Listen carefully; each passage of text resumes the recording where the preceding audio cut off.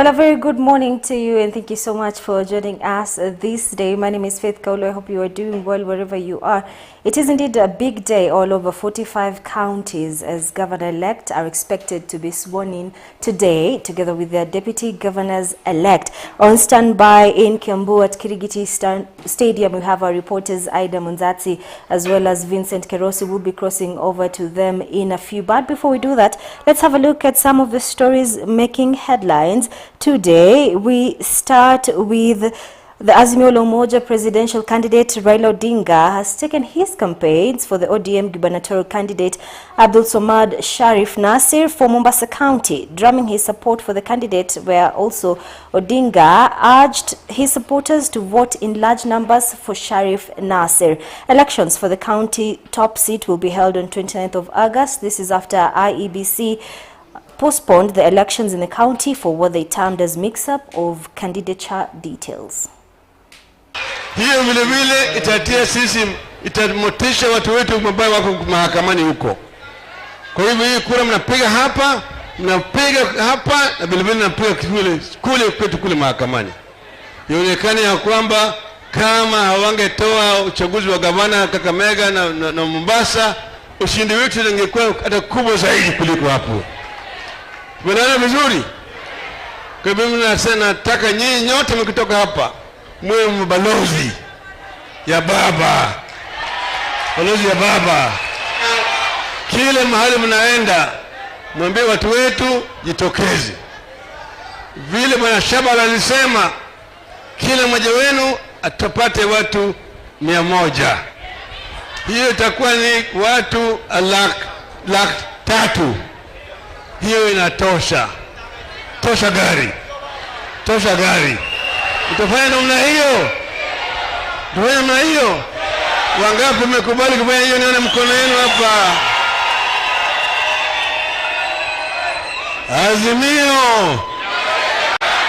Azimio. Hawana azimio msilale. Azimio msilale. Bado mapambano.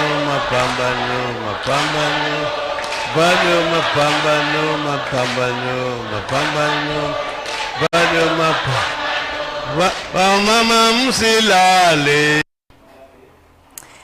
Well, still in Mombasa County, UDA gubernatorial candidate Hassan Omar has intensified his campaigns in Mombasa County before the county conducts elections for the post, which had been postponed earlier on by the Electoral Commission IEBC. Hassan Omar will be battling up for the post with his close opponent Abdul Somad Sharif Nasir of the Azimio la Umoja coalition. Tarehe 10-12 watu kutoka Jubilee hata wengine wako pale wamekuja kutunga mkono. Wabunge na ma-MCA ndani ya ODM wamekuja kutunga mkono. Watu katika ODM na katika kaunti ya Mombasa wamekuja kutunga mkono.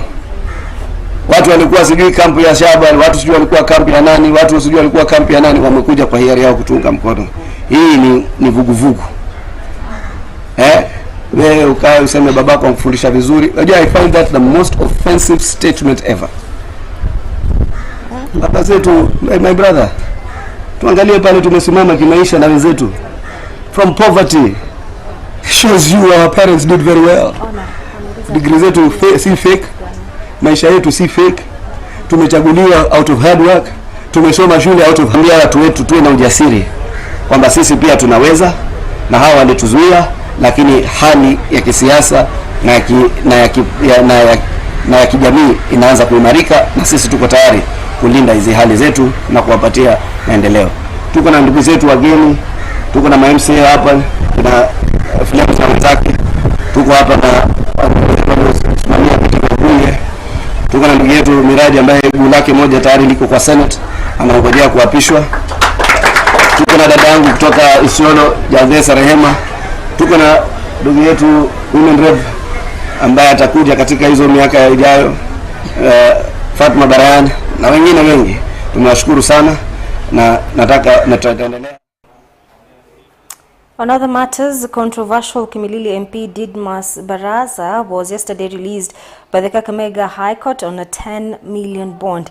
Baraza was arrested a few days after the elections, accused of shooting one of his opponent's bodyguard. Ordered that the accused may be released on his personal bond of Kenya shillings 10 million with one surety in the sum of Kenya shillings 5 million.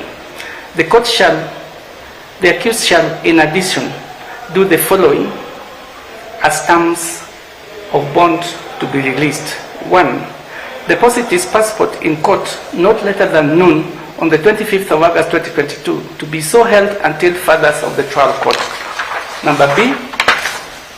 Surrender all guns in his possession or control to the DCI or his agents whenever such guns could be situated within 48 hours from now.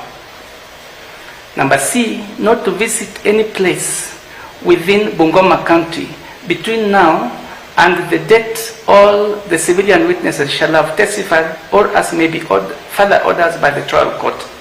Number D, he shall equally not contact any of the witnesses in the matter, whether directly or indirectly, in person, by telephone calls, messaging, letters or otherwise, pending the determination of the matter. Number E.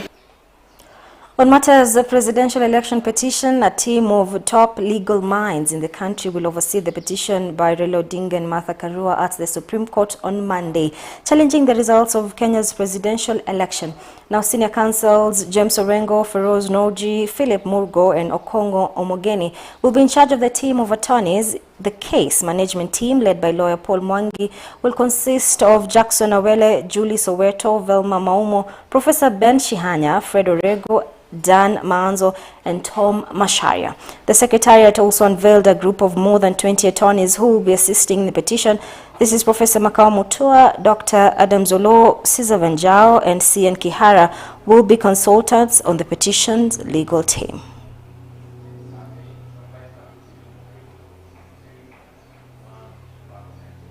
Well, that's all we had on the News Bite segments today. Definitely ongoing.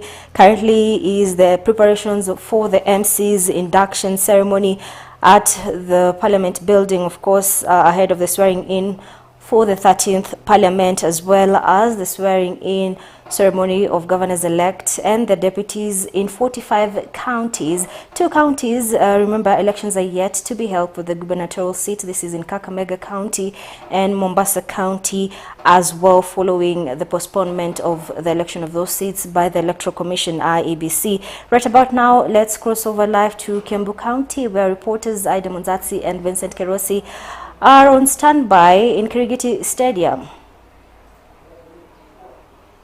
Hao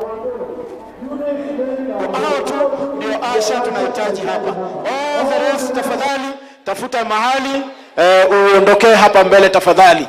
Eunice, Mary and Wamburu peke yao tu ndio tunawahitaji hapa mbele. Wengine wote tunaulizwa to take sides, tuondoke kabisa, twende nyuma, twende tafadhali tuondoke hapa. Kwa heshima kabisa. Well, our reporters on standby in Kirigiti Stadium ahead of the swearing-in ceremony of the Governor-elect Kimani Wamatangi and his deputy Rosemary Kihika. On today's His Excellency Dr. Paul Wamatangi Kimani will be happening here tonight, right from Kirigiti Stadium. This is Kirigiti Stadium. I am with my colleague Aida Munzatsi. How are you, Aida? We are good. Quite a chill morning here in Kiambu. Yeah. But a good one because, you know, it's a celebratory mode and people are, it seems happy, people seem happy, and you can look at the faces and tell that people are really hopeful for the next True, and it's quite leadership. a huge crowd as well. Yeah. So as my colleague Vincent Kerosi has mentioned, we are coming to you live from Kiambu County, Kirigiti International Stadium, where the governor-elect, that is Paul Kimani Wamatangi, and his deputy governor-elect, Rosemary Njeri Kireka, will be taking oath of office. Remember, it's it's not only here in Kiambu County, as our colleague in studio Faith Kaulu mentioned. We are having quite a number of governors who are taking oath of office today in different counties, including Nairobi County, where Governor-elect Johnson Sakaja will be taking his oath of office as well, Vincent. Yes. I think out of the 45, there are 47 counties, but 45 conducted the elections, and they have governors-elect. Those 45 governors-elect will be sworn into office today. So we expect a lot of such, celebrations happening around the country, around the counties, and they seem to be happening quite simultaneously at the same time. We have Governor Sakaja in Nairobi, we have Governor Simbarat from Kisii, and all other governors, because out of the 45, first we know that we have 5 ladies, 7 women governors, and all of them will be sworn in today. So I know it's quite a huge day for Kenya. It's a huge day for the counties, a huge day for our history as well, because it is devolution growing right now. It's a transition that evolves and also puts rocks around what devolution stands for. Here in Kiambu, we've had 3 governors now, including the governor-elect, because the first governor was William Kapogo. Then they elected James Nyoro, Ferdinand Waititu, who was impeached. All right, and then James Nyoro Daktari took over from Ferdinand Waititu. Now this is actually the 4th governor of Kiambu County, the governor-elect Kimani Wamatangi. And looking at what happened in the journey, he had a competition of 5 other competitors. He led by 348,000 votes, 371. Then Patrick Wainaina Wajango came in. Remember, Wajango was the former MP for Thika town. Got 273,361. James Nyoro, the incumbent, came 3rd with actually he came 4th, because the 3rd one was William Kapogo, who had 106,980. James Nyoro came 3rd with 99,562. Moses Kuria was among those who did not really impress, because he had 24,512 votes. So you can look at this and say it's a landslide win for him, meaning that people really liked him and voted for him to the man, as they say.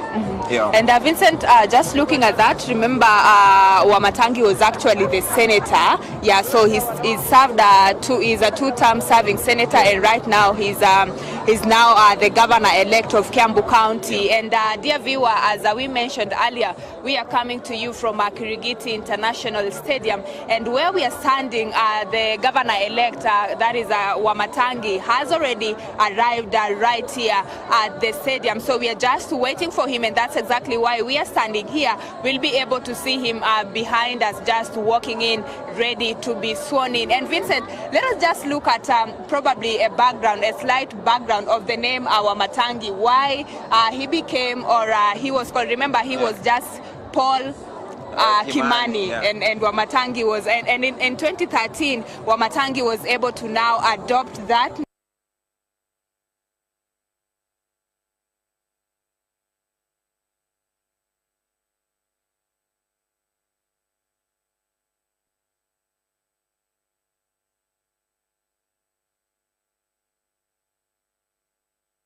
name as the senator of Kiambu County, just as his brand name for people to remember him for what he was doing, especially to women, just donating water tanks to them. He's just among some of the governors that have adopted such names, including you just mentioned of Ferdinand Waititu. We have Mike Sonko as well, who adopted or just branded himself with that name as Sonko. Ferdinand Waititu was Baba Yao. I think these are just pseudonyms because of how supporters refer to them. So they end up adopting the names because they have become popular by the name. So it's easier for even their supporter or the voter to pick out that name in the ballot. That is why mostly you see politicians are very keen. Whenever they get that nickname from the supporters, they are very easy in adopting it. Yeah, that's very true.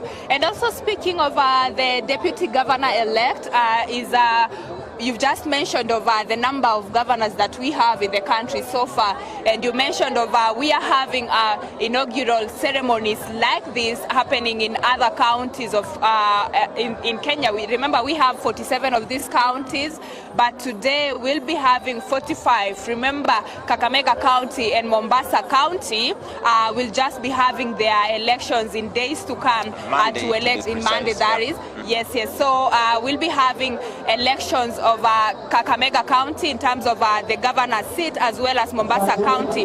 So they are the only counties that will not be having inaugural ceremonies. So we only have inaugural ceremonies from 45 counties. Now let us look at Rosemary Kereka, who is the deputy governor-elect right here at Kiambu County, and she'll also be taking her oath of office. She's not only the deputy governor or a female deputy.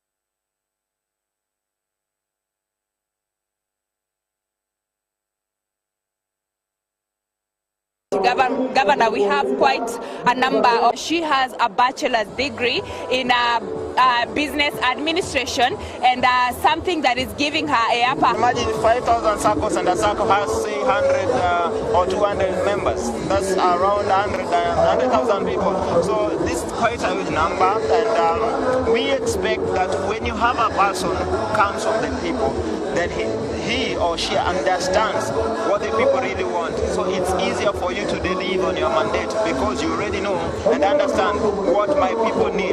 So I really commend the governors and even the deputy governors for trying to balance. I'm a politician as a governor, but I need a person who is not in the face of politics because I need to deliver on my mandate, because my strength is politicking. But I need a person who is going to become an administrator and maybe help me run the government. So going for a person who understands a certain field, it's a plus for these governors. And if you can also mention on the competition that you know they had to go through before they became winners, or they merged the governor and the deputy elect for that matter.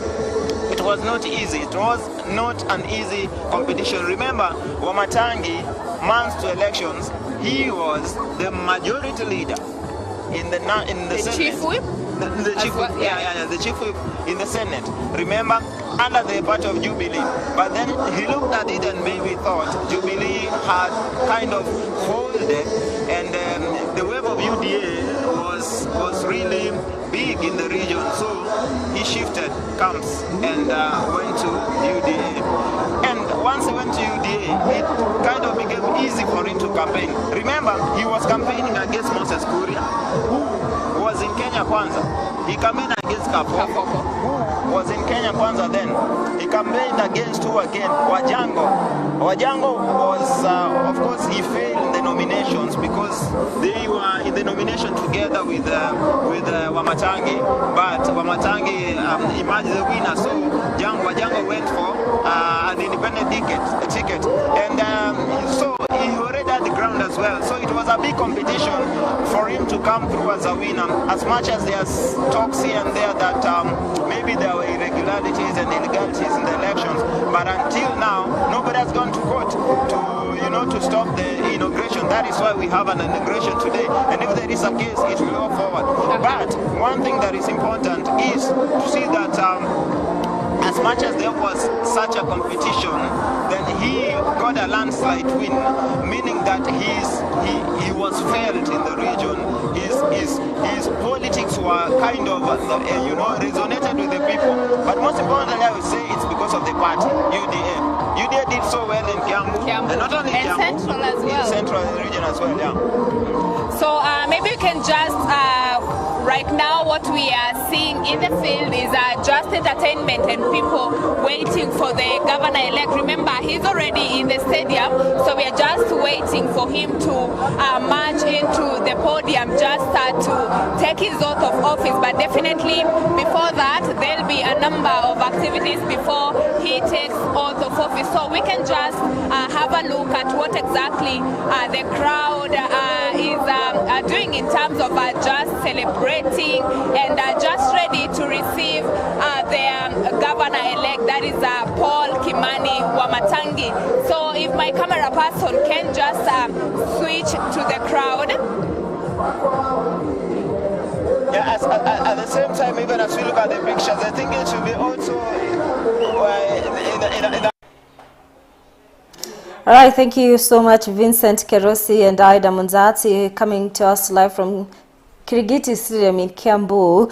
Of course, awaiting the swearing in of Kiambu-elect Governor Kimani Wamatangi. We'll be crossing over live once that whole process begins. Right about now, let's have a look at what is happening at KCC, Nairobi County, where, of course, events have started in preparation of the swearing in of Governor-elect Johnson Sakaja.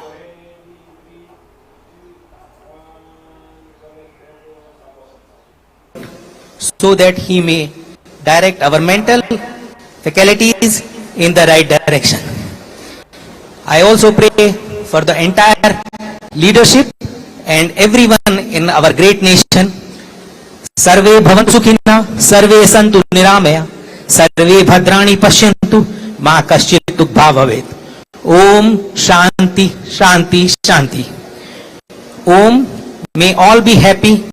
May all be free from illness. May all see what is auspicious. May no one suffer. Om, peace, peace, peace. Amani, Amani, Amani to our great nation, Kenya. Thank you very much. Om, we always begin a new assignment or work by praying to the Lord Ganapati to remove any obstacles and give the wisdom, willpower and strength to achieve the goals. Om Gananantva Ganapati Hawamahe Kavim Kavinam Upamasravasramam Jestarajam Brahmanam Brahmanaspata Ana Shunvannoti Bisidasadanam.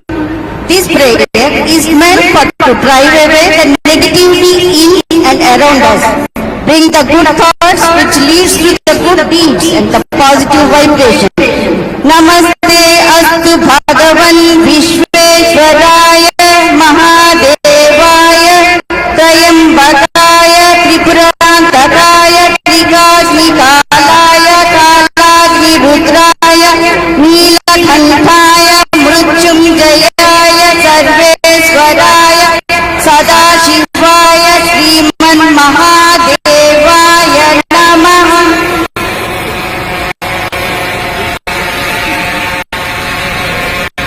Asatoma Sadgamaya Tamasoma Jyotirgamaya Nuchurma Amrutam Gamaya. Om Shanti Shanti Shanti. We pray for the peace in our family, peace in our motherland, peace in the universe. Let the peace and tranquility prevail in our beautiful country, Kenya, at all times. Mungu. Prayers ongoing at KCC, the swearing-in ceremony of Governor-elect Nairobi County, Johnson Sakaja. We see present top leaders of the Kenya Kwanza, President-elect William Ruto in attendance as well, just to look at the Assumption of Office of Governor Act, which stipulates that the swearing-in of the county governor-elect shall be conducted in a public ceremony. This is before a High Court judge, and it shall be conducted not earlier than 10 a.m. and not later than 2 p.m. So we expect all swearing-in ceremonies to be done by 2 p.m. today. Remember, 45 ceremonies are ongoing in 45 counties. with the exception of Kakamega County and Nairobi County as well, and Mombasa County rather as well, where elections were postponed by the IEBC. Right about now, let's get into today's discussion on the transition of the government in different counties, as well as we'll have a touch on devolution as well, have a look at that 2 terms later, how is that playing along. And to steer this conversation in the right direction, I believe with me is Kevin Wataya, who's right next to me, a political analyst and commentator as well. Thank you so much for making time and being here today.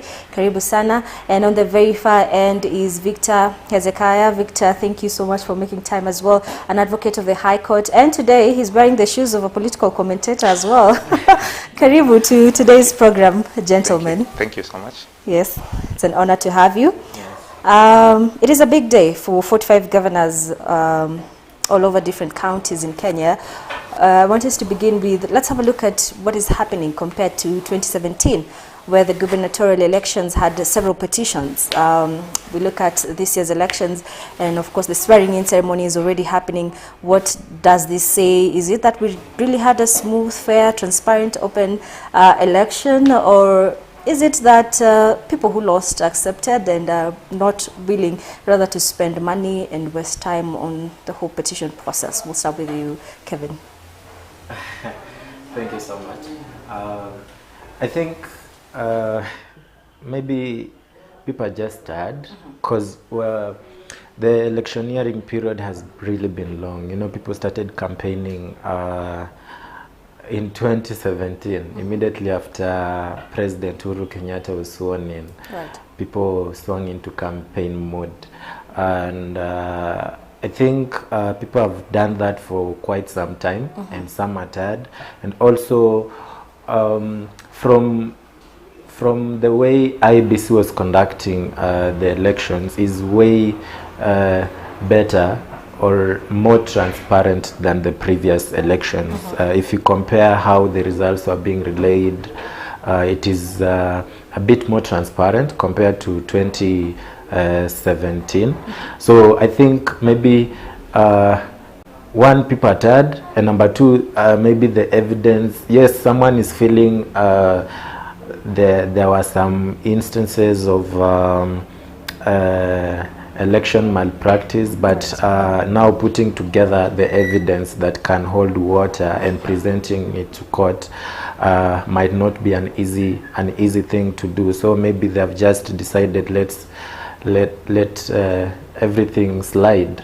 But I think it is much different from 2017. Right now, even in 2017, it was hard to know that someone is being sworn in. Right now, it is, yeah, it is. The ceremonies are all over. Everybody is excited about it, and yes, I'm looking forward to seeing these county governments, working for the people of this country. Yes. Okay.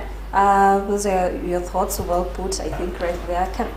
Mr. Victor, what are your thoughts on that? I think I agree with Kevin to the extent that there's a general perception that IEBC did a fairly better job this time round. I think that is what we can say as at now. But if you remember the first Azimio meetup, just before even the declaration, Kalonzo Musyoka saying that those who are conceding too soon, you should not have conceded, because the revelations we are getting are revealing something otherwise. So I think it's still a wait and see. Remember, the gubernatorial seats and all other political seats are not having strict timelines as it were for the presidential elections.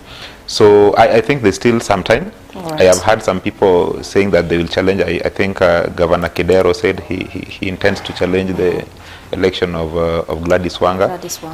I also heard I think some governors from the Mount Kenya region in Kirinyaga as well. In Kirinyaga as well.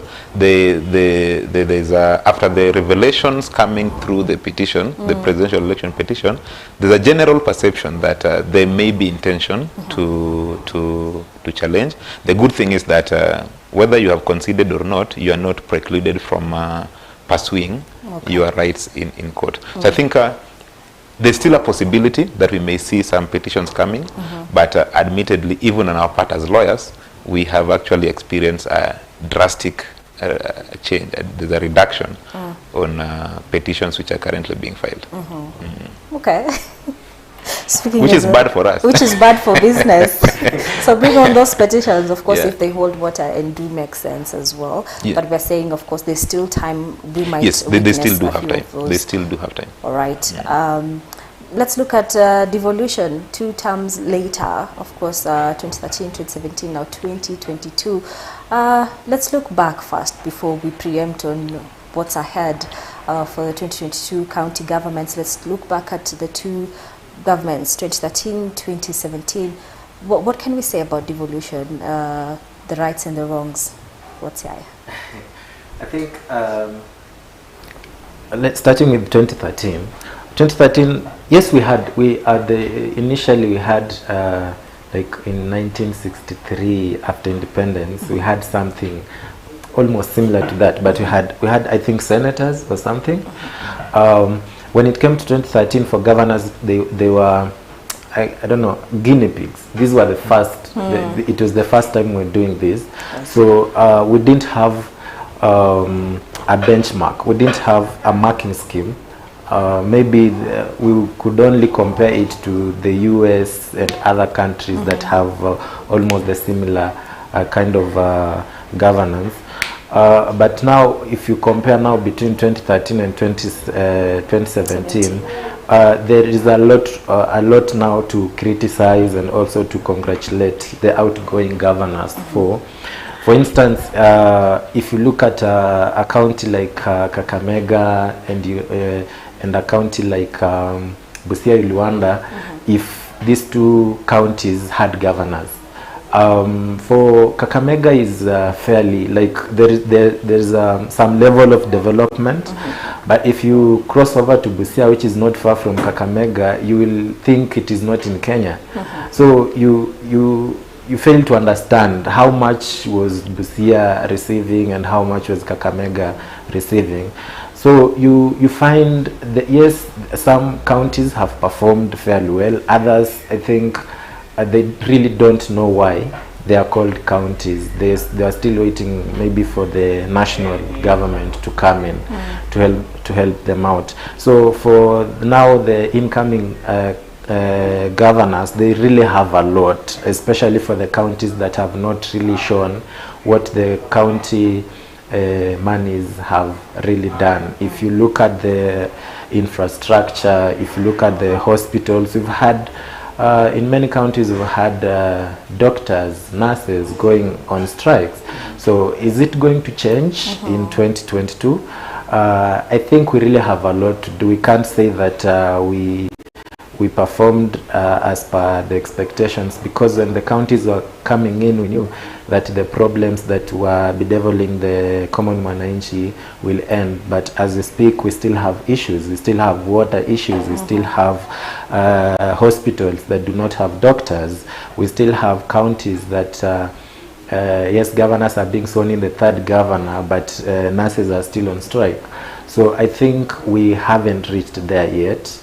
We have room, a big one, for improvement. We have room for improvement. Yes. I think from what you're saying, I only hear misses, no hits, you know. So coming to you, Mr. Victor, can we say devolution really worked for us? From what Kevin is saying, we only have misses, we still have challenges we're experiencing in our counties. What's your take?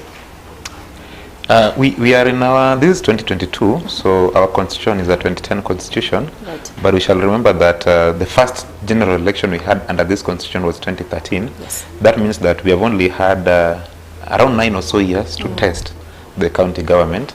I think the globally accepted timelines within which you can test whether a constitution is working is 10 years or thereabouts. So my take is that we should not be so harsh on them, because as Kevin says, the 2013-2017 were the guinea pigs. And if you remember, there was a lot of chaos. In fact, I remember there are many people who went for gubernatorial seats without even understanding what it meant. True. Many people went for senatorial seats because they thought senator will be above governor. I mean, there was a lot of confusion. Yes.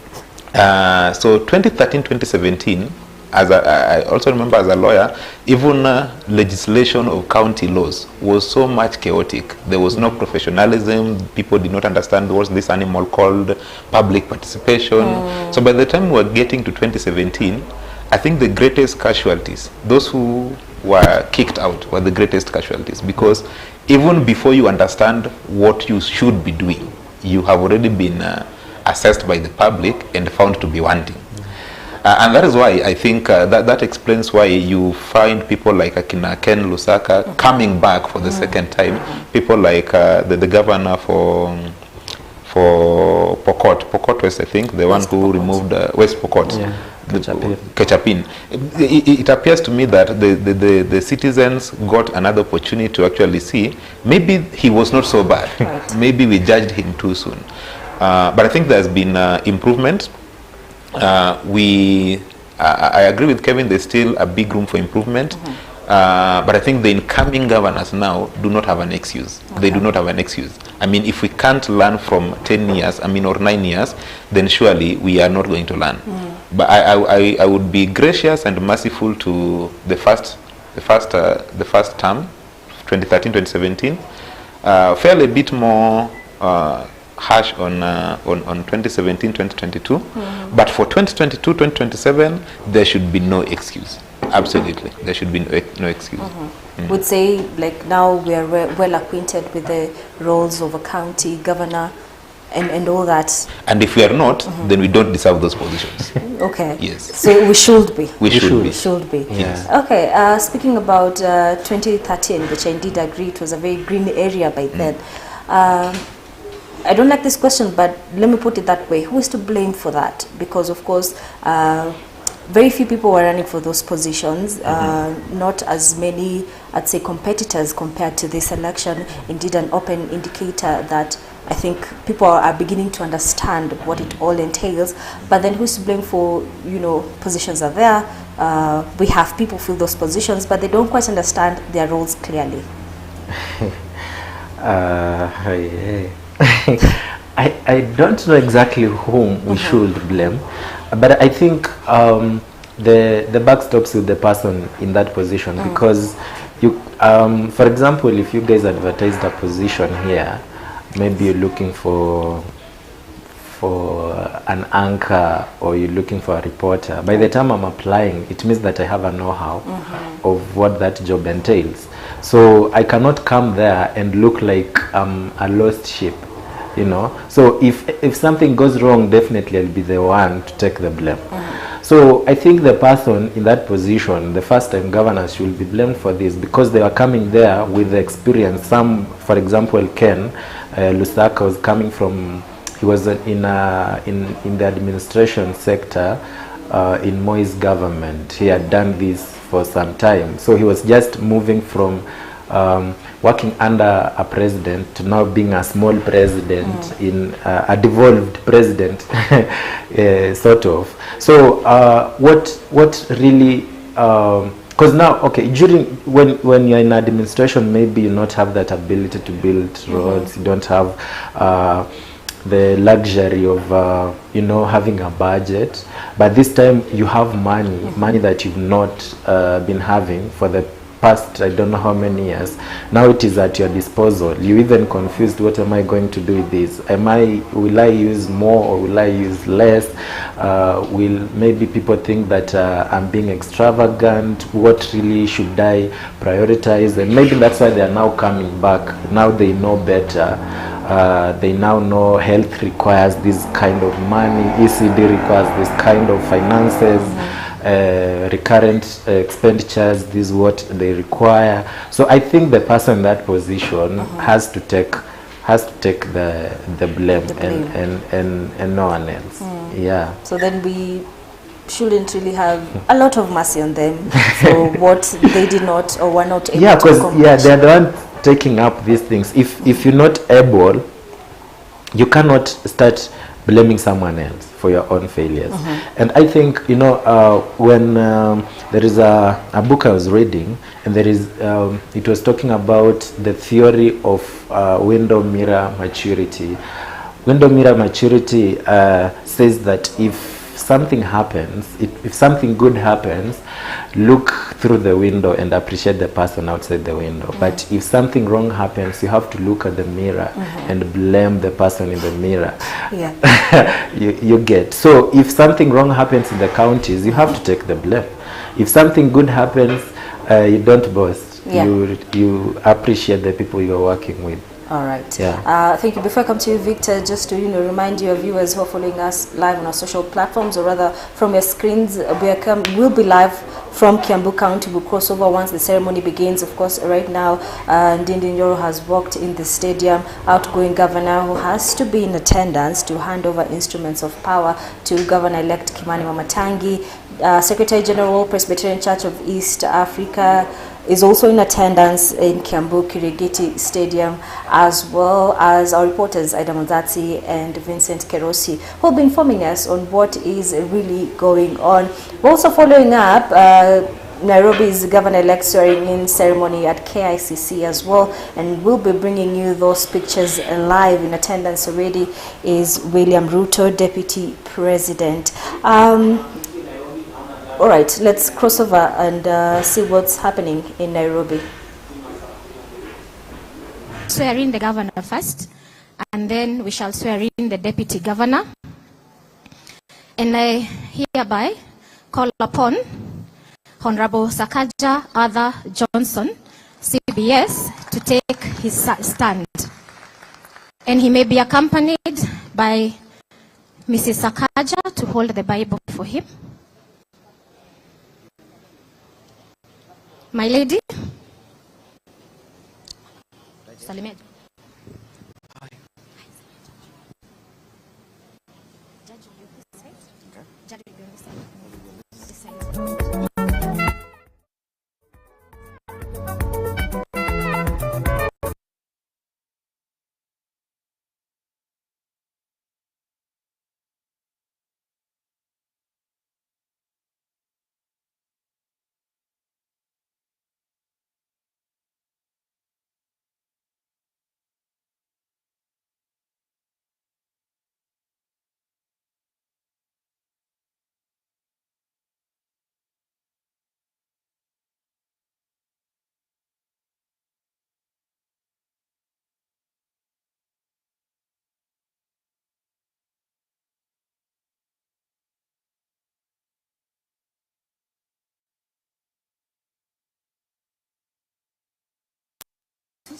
Thank you. I need the microphone.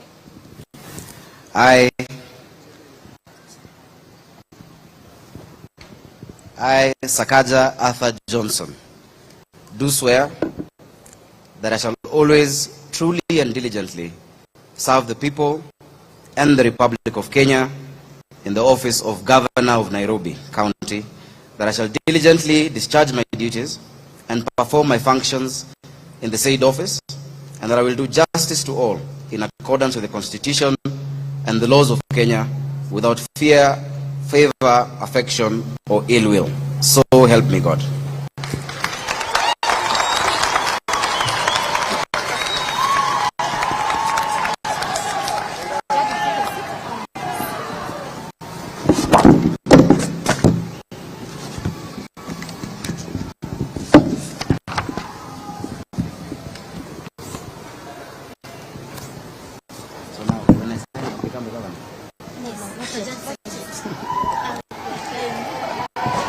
So the governor will now sign the oath of office in triplicate.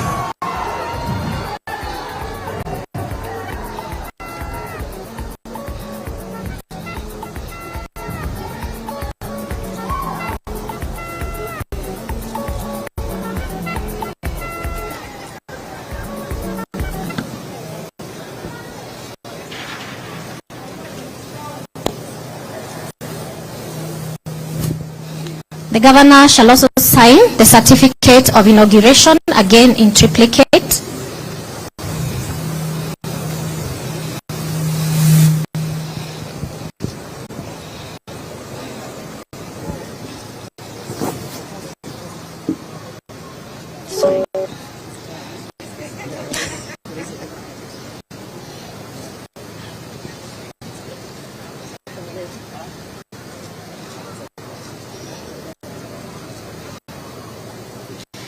and pursuant to Section 38 of the Leadership and Integrity Act, as read with the Regulations 34(1) of the Leadership and Integrity Regulations 2015, the Governor will sign a commitment to the General Leadership and Integrity Code. Oh, here, yes. Those ones are too.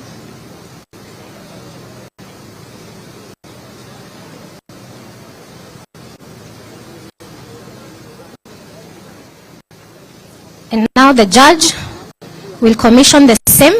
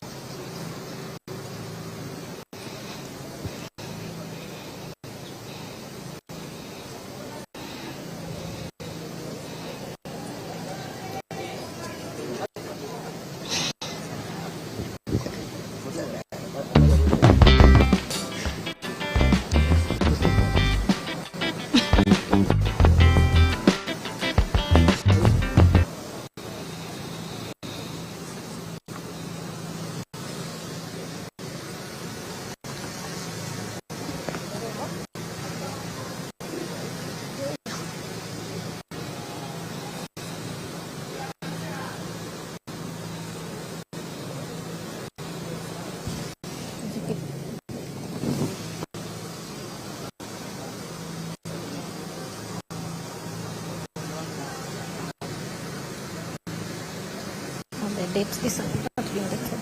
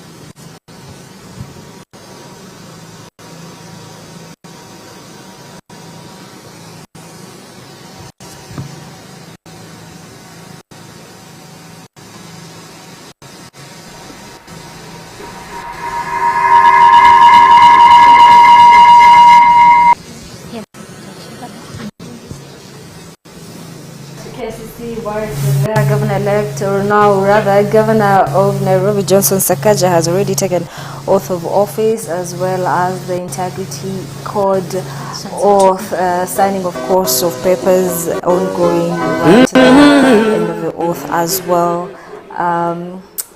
It is, as you can see, live at KCC. Definitely top leaders have attended the inauguration ceremony of Governor Johnson Sakaja of Nairobi County. It is as well a public ceremony happening at KICC. We're also live from Kiambu, where we shall cross over in a few.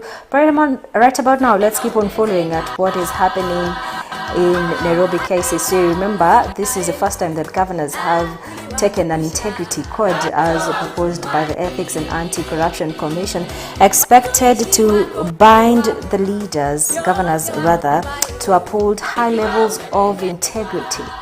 Well, that's something we'll be talking about with my panelists today on CAC Mid-Morning, and have a look at that. Is that something that as well should be considered for other leadership positions, including members of parliament and even the members of county assembly? We'll be having a look at that, as well as how effective that is in terms of ensuring there is no, or rather little, corruption cases in our county government. But right about now, as you can see, happening in Nairobi at the KICC, Governor Johnson Sakaja has already taken oath of office. Signing of papers is ongoing currently.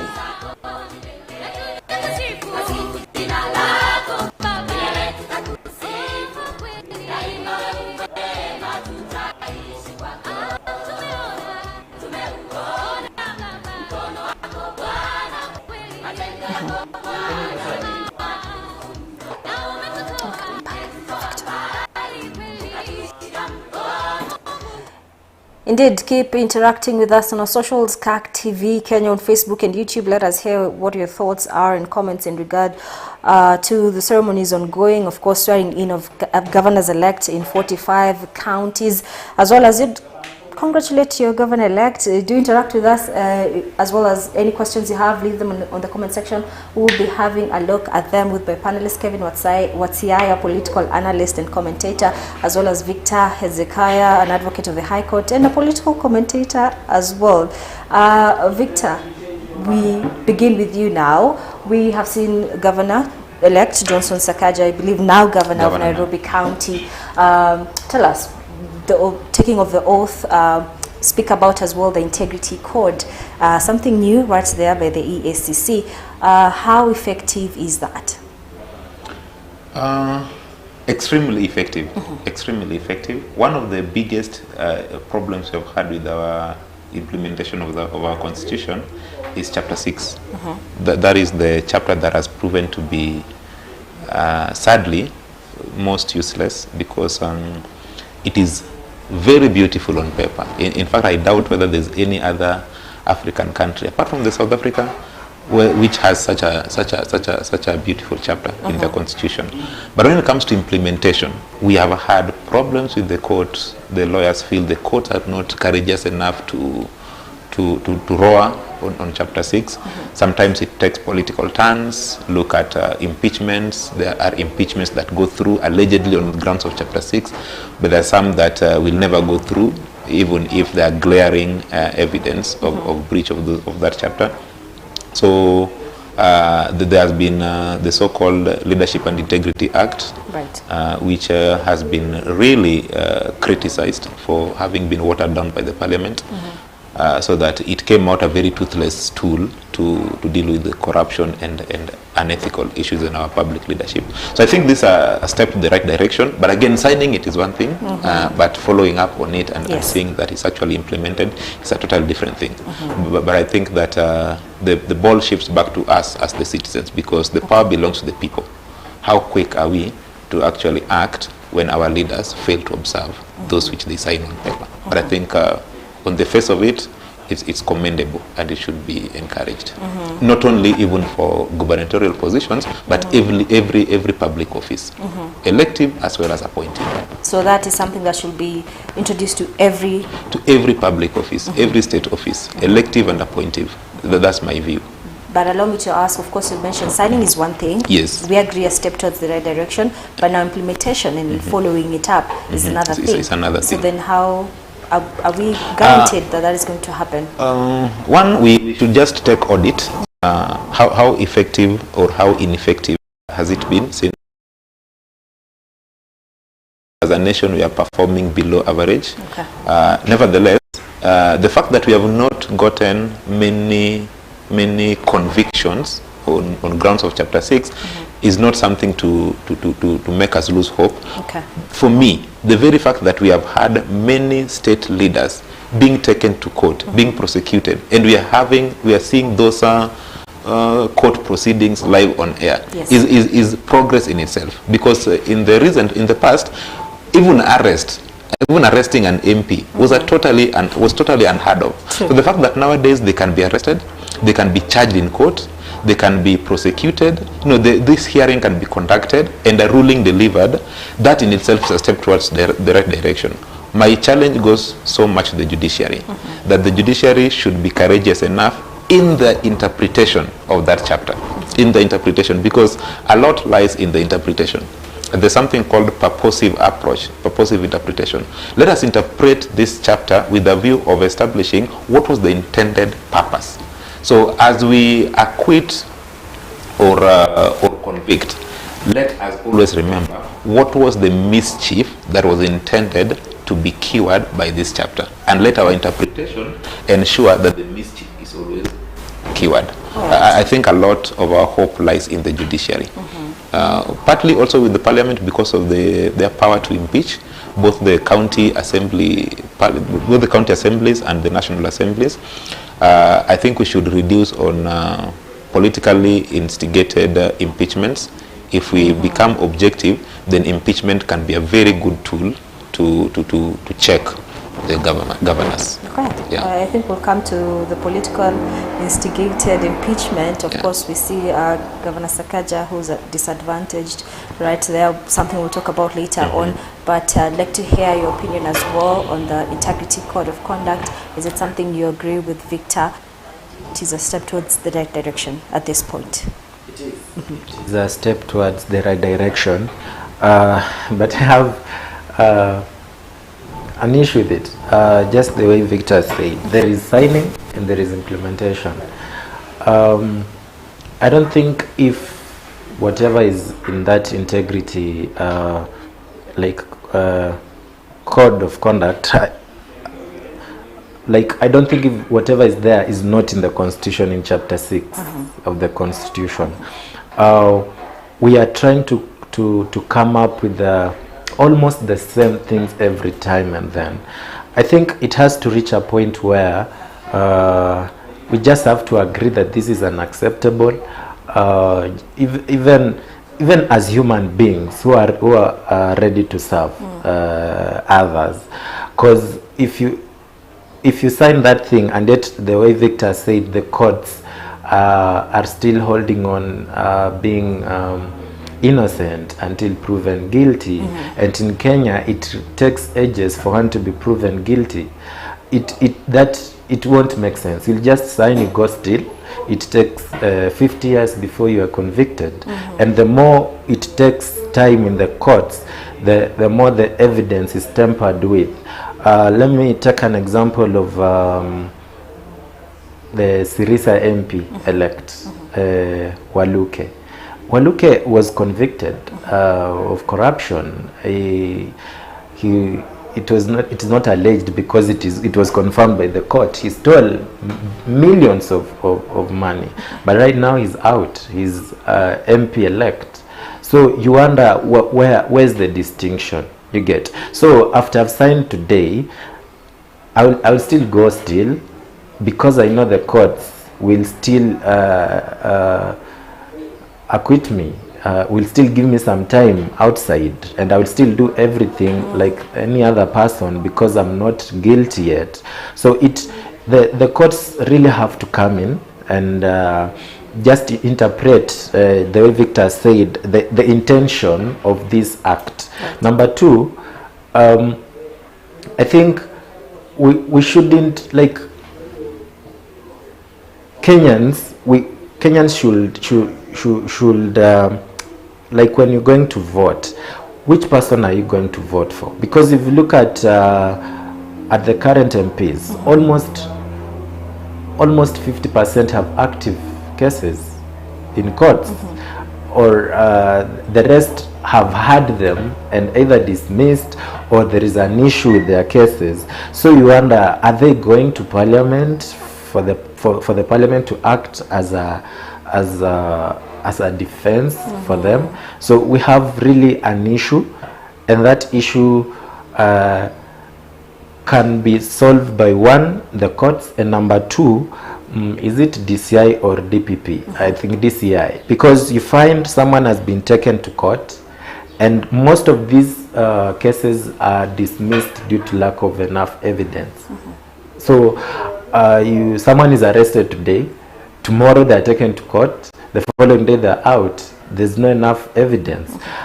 Let's take an example of the Venezuelans who are arrested at the airport. Right. Up to date, there's a lot of ulabaloo around the story, and I was telling someone this one is going to die immediately. Like, it didn't even take more than 24 hours before it died a natural death.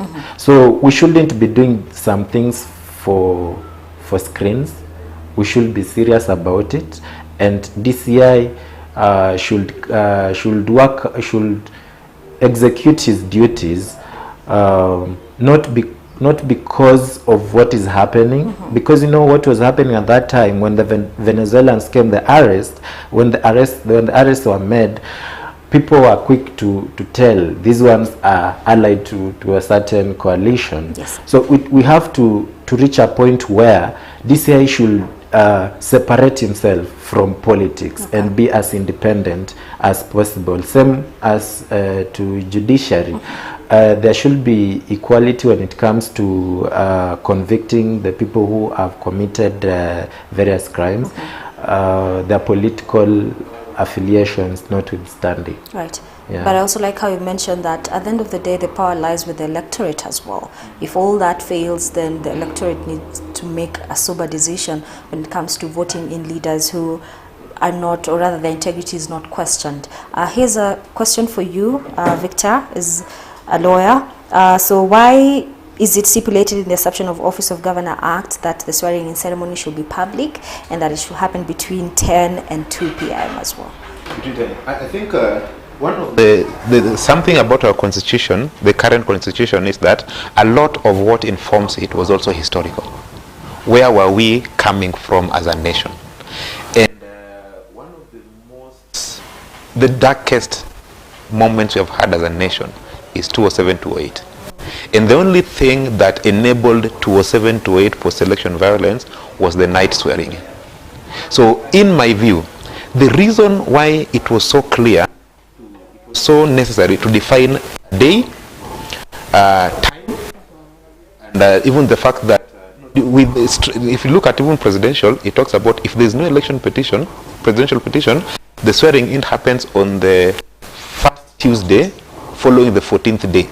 If there is a presidential petition, then it will happen on the first Tuesday following the 7th day after judgment.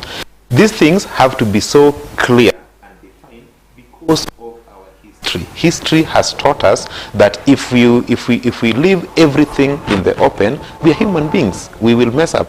We will mess up with it, and we will plunge our country into chaos again. So I think for me, in direct response to that question, it's because of our history. We have proven time and again that as human beings, we are not able to control ourselves, and therefore we let the law to take control at some level, lest we go back to where we have come from. And I think it's a good progress. All right. Okay. I like progress.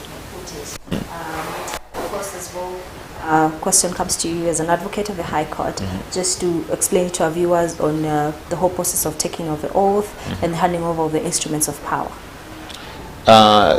For the presidential? For the governor. For the governor. Yes. Of course, now as it was today, they are taking oath. Upon taking the oath officially, the governor-elect ceases to be elect and he becomes the governor. Anything that happens in Nairobi today, Sakaja should squarely be blamed. It therefore means that, especially for things like audit, if you remember, when Waitito was impeached, one of the things he was putting in his defense was that there are some audit queries which did not squarely fall under his regime. It ought to have fallen under the previous regime. So the certainty of dates and time of taking of oath also define where should blame lie in case of audit queries. If anything happened, any expenditure happened from today backwards, then that is the NMS to take care of. If there is anything from today onwards, then you should not shift blame. So those things helps us to define where the blame should lie, should questions and queries arise. But also taking of instruments of power, of course, it's only when you take the instruments of power that you now assume the office as a governor. It is not about being called the governor. It's not about being called the president. It's about being equipped. All right. Sorry, Victor. Let's cross over to KICC. Johnson Sakaja. Let's have a look at that. We'll come back to you with a story about that. Honorable Sakaja Arthur Johnson, CBS. A certificate of inauguration as governor of the great county of Nairobi.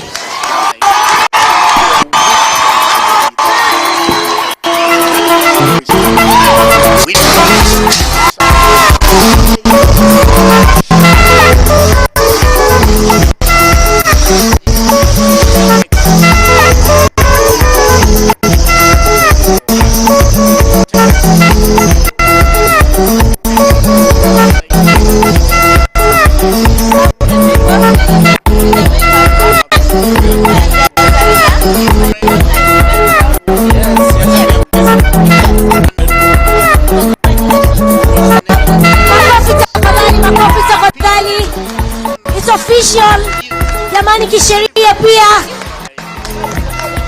Gavana wa Nairobi Johnson Sakaja. Makofi tafadhali, makofi tafadhali. Hongera sana Mheshimiwa Njoroge. The certificate will also, oath of office will also be presented to the Deputy Governor.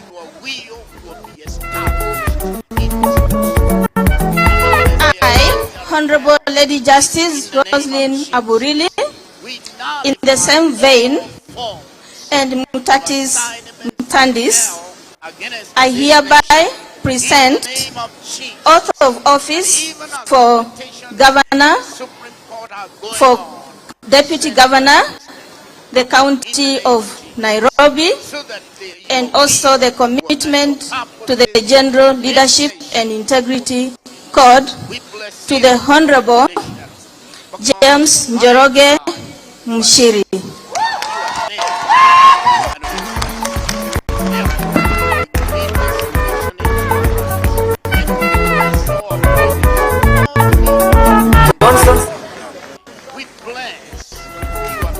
Makofi tafadhali, makofi. Wapi zangu na gere.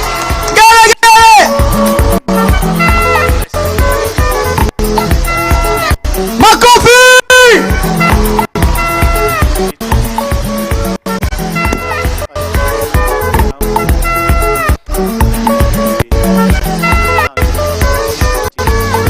And now,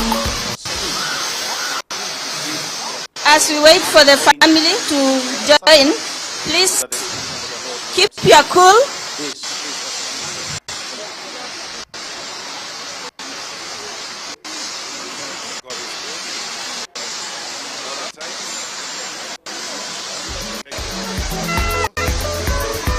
All right, Governor Nairobi County Johnson Sakaja right there has already received his certificate of inauguration as well as his deputy-elect. He's receiving it now.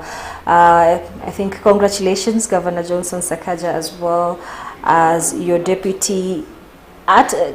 Those are pictures coming to you live from KCC. At Kiambu, of course, prayer is still ongoing. Once the official taking of oath begins, we shall cross over there live as well, so keep it tuned right here. Victor, apologies for cutting you short. Of course, you were telling us about the auditing and what happens. Yes, I was saying that one of the reasons for the taking of oath was to define such kind of things, separate when an action happens, so that if there is queries, it is clear where should the blame lie. Yes, but also I was also saying that it's only the instruments of power that actually gives you the power. It is not the name the governor, it's not the name the president.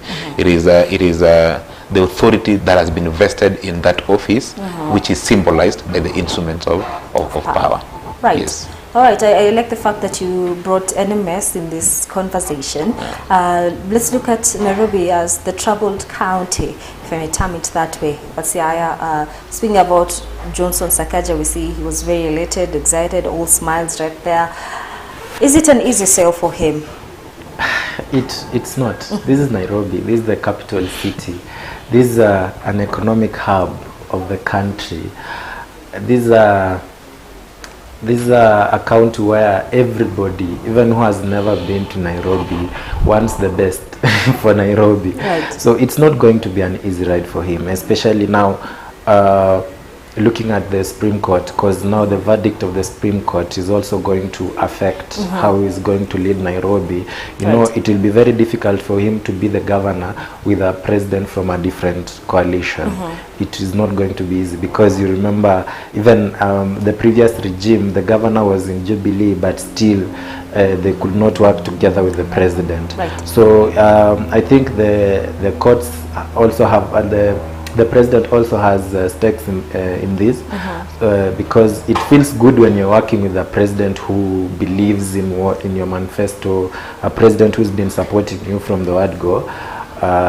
It will be easier for him, but if it happens the other way around, he will have to go back to the drawing board He has to go back to Raila Odinga and tell him, yes, we were in different camps, but right now we have to serve the people. And you know, for Nairobi, it will really require a lot of support from the national government, maybe even more than any other county. So it's not going to be an easy thing for him. And also the promises that he made for the people of Nairobi, yes. Many are waiting, including some of us here, are really waiting as to residents see, yes, as residents of the city, are waiting to see what he's going to see. He promised a single permit in businesses. Yes. Nairobi yenye siasa safi, we know the cartels that are in Nairobi. He told us not to call them cartels because if we do, tunawaogopa. So he said we should not call them cartels. We are also waiting because all the former regimes have been telling us how the city hall has been held hostage by the cartels. Right. We're waiting to see how he's going to deal with the county askaris, because in Nairobi, business, like if you're doing a business in Nairobi, you should be a Kipchoge or someone from Rift Valley already on your toes. Like you can run anytime. Anytime as county askari will come from nowhere and know you're supposed to be running. So those are the things that we expect him to look at. Traffic. There is a lot of traffic in the city. What different thing is he going to do? We have unemployment which leads to crime. What is he going to do about it? So it's not going to be easy for him, and also for the critics, he has to prove a point to them, because you know the journey that he has traveled to this point. He's been to court, you know, trying to validate his degree, his certificate, and all those things. So we have to, at the end of this, we will now ask, did the performance, does the performance really, does the degree has something to play in the performance? Now that everybody was saying that if you don't have, you shouldn't be. Now that some think he doesn't. For him, he thinks he does have it. So for those who think he doesn't have, will they judge him harshly depending on the deliverables that he would have done? So it is a wait and see. But one thing I know, that it's not going to be easy for Sakaja. Yes. Well, I think it's a matter of wait and see, but indeed, looking back, we expect it not to be easy for him. I have a question for you, but any moment from now, allow me to cut you short so that we may cross over to hear his first speech as Governor of Nairobi. But in terms of handling NMS, how should Sakaja go about it? Of course, he's come out publicly to say that he's not willing to continue working with the NMS, and that the responsibilities will be brought back to the county government. Are there any legalities around that? Is there a way he should handle it very careful? You know, take us through that. I think how to handle it will be more of there will be the political angle to it. There will also be the legal angle to it. The deal that was signed by the NMS expires in October this year. So I think one of the ways of looking at it is depending on which way the petition goes, as Kevin says. Yes. The president will also still have a lot of sway in Nairobi. I mean, this is Nairobi, it's not any other county. So sometimes, depending on the president, wisdom may lie in waiting for October to come.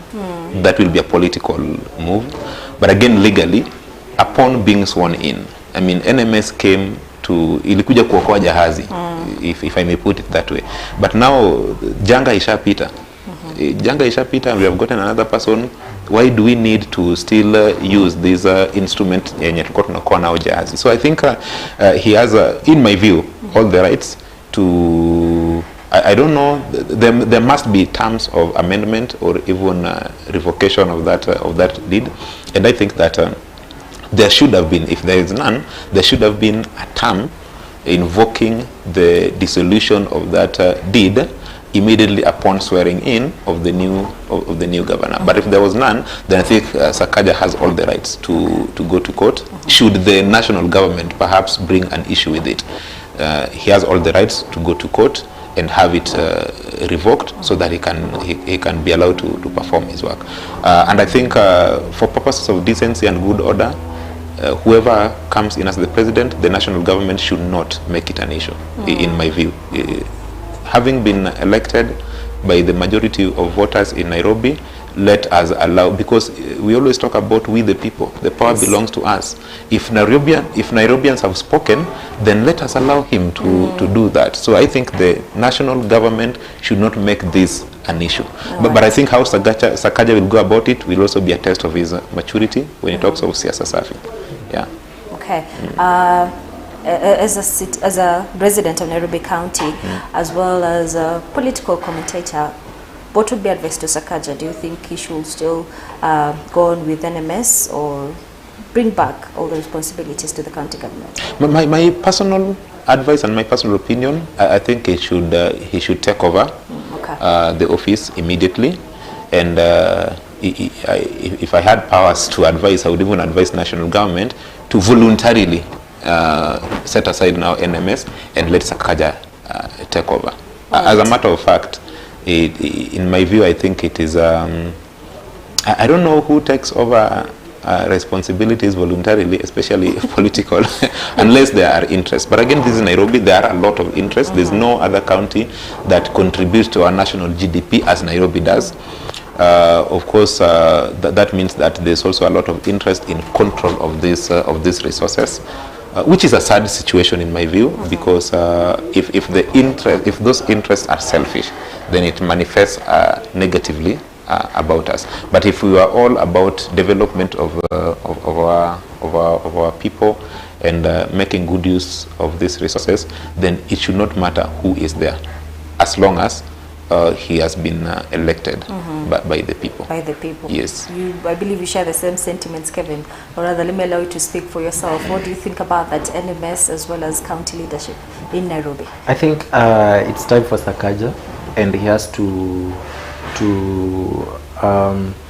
execute his mandate. He has to deliver his manifesto without any hindrance. So I think personally the time for NMS has come to an end, and it should end as soon as possible. We don't want a situation where Sakaja is coming back to us in 2027 telling us how NMS was a hindrance to his office. I think all right. Allow me to cut you short, Victor.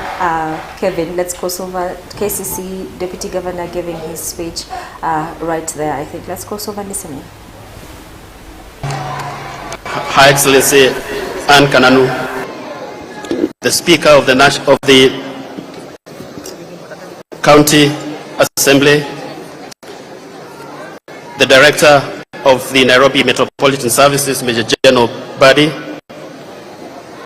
the Presiding Judge, Nairobians, ladies and gentlemen, good morning. This is a culmination of a long journey that we have walked together with the people of this great city. It has been a tough experience, and we are now more than ever prepared to deliver what Nairobi residents desire for their leadership. I wish to sincerely thank the Kenya Kwanza Alliance for all the support they accorded the Johnson Sakaja Njoroge Mushiri ticket, led by our President-elect, His Excellency Dr. William Ruto, and DP-elect His Excellency Rigathi Gachagua. Kenya Kwanza enabled the voice of Mama Mboga, Boda Boda riders, the small traders, and all the hustlers out there to be heard. We thank you for that support. My role as Deputy Governor shall be to assist my boss, the new Governor, His Excellency Johnson Sakaja, to deliver on our mandate and on all the pledges we made during the campaigns. We will do our best to deliver all of them. Are we particularly keen on ensuring that we make Nairobi pro-business by streamlining the licensing regime and building systems to make it easier for Nairobi residents and business people to not only receive services, but to also pay what is due to the county government. It is your cooperation that will enable us to meet our revenue targets and to use the same revenue to deliver services to you. I will be, therefore, ready to work with yourselves and the other elected leaders in the city to ensure that we keep on our promise of creating a city of order and dignity and hope and opportunities for all. To the staff of Nairobi City County Government. My office shall be open to you. We have heard your issues and we shall address them expeditiously. In turn, you will be expected to deliver efficiently and support the governor's programs, arrived at through extensive interactions with members of the public. You know, we went to every corner and every part of this county and listened to what people told us and what they wanted us to do, and we put that in our promise to yourselves. And as I conclude, I wish to thank my family for standing by me through the arduous campaign period. You have been my pillar, and I truly thank you and thank God for you. Ladies and gentlemen, it is now my pleasure to invite His Excellency, my friend, the Honorable Sakaja Johnson, the fourth governor of City County of Nairobi, to make his remarks. Your Excellency, sir.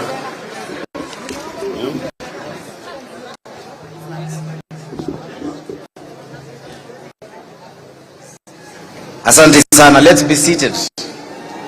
Asanteni sana. Thank you, everyone. God is good, and all the time, and that's His nature. I must begin today by saying thank you. Thank you all. Asanteni sana. Where do I start? It has been a long journey. Maybe I should start from the beginning so that you can understand my motivation and what this day means to me and what this day means to Nairobi. I grew up less than 2 kilometers from here, in Ngara, in Nairobi. I remember as children growing up, we lived in a neighborhood of contrasts. While we weren't poor, I wouldn't say we were poor, but our estate wasn't the best either. And I'm so happy to see my relatives all here. It wasn't as organized or as clean as our neighbors. And I've given this story many times. And I always wondered why that was so. Especially compared to our immediate neighboring estate that seemed like heaven to us. The roads were nicer, there was no litter, the grass was even greener. But I eventually got to know at that young age that it was because that neighborhood did not necessarily have better people, they were just organized. They had created a sense of community. They had selected good leadership, and things worked. So being the politician I was, even then 7 years of age, I organized a demonstration to protest that system. I got other children involved and things began working. And I'm proud to say that even then we started seeing change. I've also just learned that today, on this day, August the 25th, in 2012, Neil Armstrong, who was the first person to set foot on the moon, died at 82. He accomplished that at age 38, which is a year older than me at that time. And what I really admired about him was the ability to dream. If Neil and his team were bold enough to dream to be the first people on the moon, what is stopping us as Nairobians, including the 7-year-olds out there like I was, from hoping for a working city? I don't think it is too much for us to ask for. We can do it. From Kayole to Langata, Makadara to Dagoreti, throughout the entire span of our 17 sub-counties, 85 wards, Nairobi is full of vibrant culture, inspiration, ambition, energy, and hope. And I have always believed that all we need is a working city, and we will become unstoppable. That we will become a regional and global force. This is what we stand for. A city of order, a city of dignity, a city of hope, and a city of opportunity for all. We can make Nairobi work together. At this point, Your Excellency, President-elect, and all the leaders here, I want to acknowledge my competitors, especially my friend Polycarp Igave. who I sat with recently, and he excused himself for today saying he's traveling. I want to acknowledge him because many of you might not know, but really running for office is above all an act of patriotism and courage. And like any race, the best political contest challenge candidates to their very best and to the end of their wits. So thank you, Polycarp Igave, for engaging on the issues and for moving our county and our politics forward in the most positive way. You are a true embodiment of Siasa Safi, which I believe in. Thank you, Polycarp. And also thank you for all the other candidates. I've seen my friend Haman Grewal somewhere here. You saw him at the earlier debate. He did very well. Thank you, Haman, for being here. And we hope that we can all work together because the politics is over now. Nairobians want services. Nairobians want all our ideas moving together for the sake of the city of Nairobi. It would be remiss for me to talk about Nairobi that we aspire to have without recognizing the many, many individuals and leaders on whose shoulders it's an honor for us to stand. The story of Nairobi has been a story that has been unfolding for decades. It has many authors. This is just a new chapter, and I hope this will be its best chapter yet. From the first mayor of Nairobi, Charles Rubia, to the last mayor, George Aladwa. From the first governor under this constitution, Governor Evans Kidero, to Governor Mike Sonko Mbuvi, Governor Ann Kananu, my sister who is here, as well as Major General Badi of the NMS, thank you. And thank you to all the others who have faithfully served this county. I want to thank the MCAs who have been there, the former councillors, the former city fathers that we used to call. They have all played a part to bring Nairobi to where it is today, and it is an honor for us to take it to the next level and to the next level and to take it to higher heights as Nairobi. And we will do it. That is our commitment. But most of all, I want to thank the citizens of Nairobi.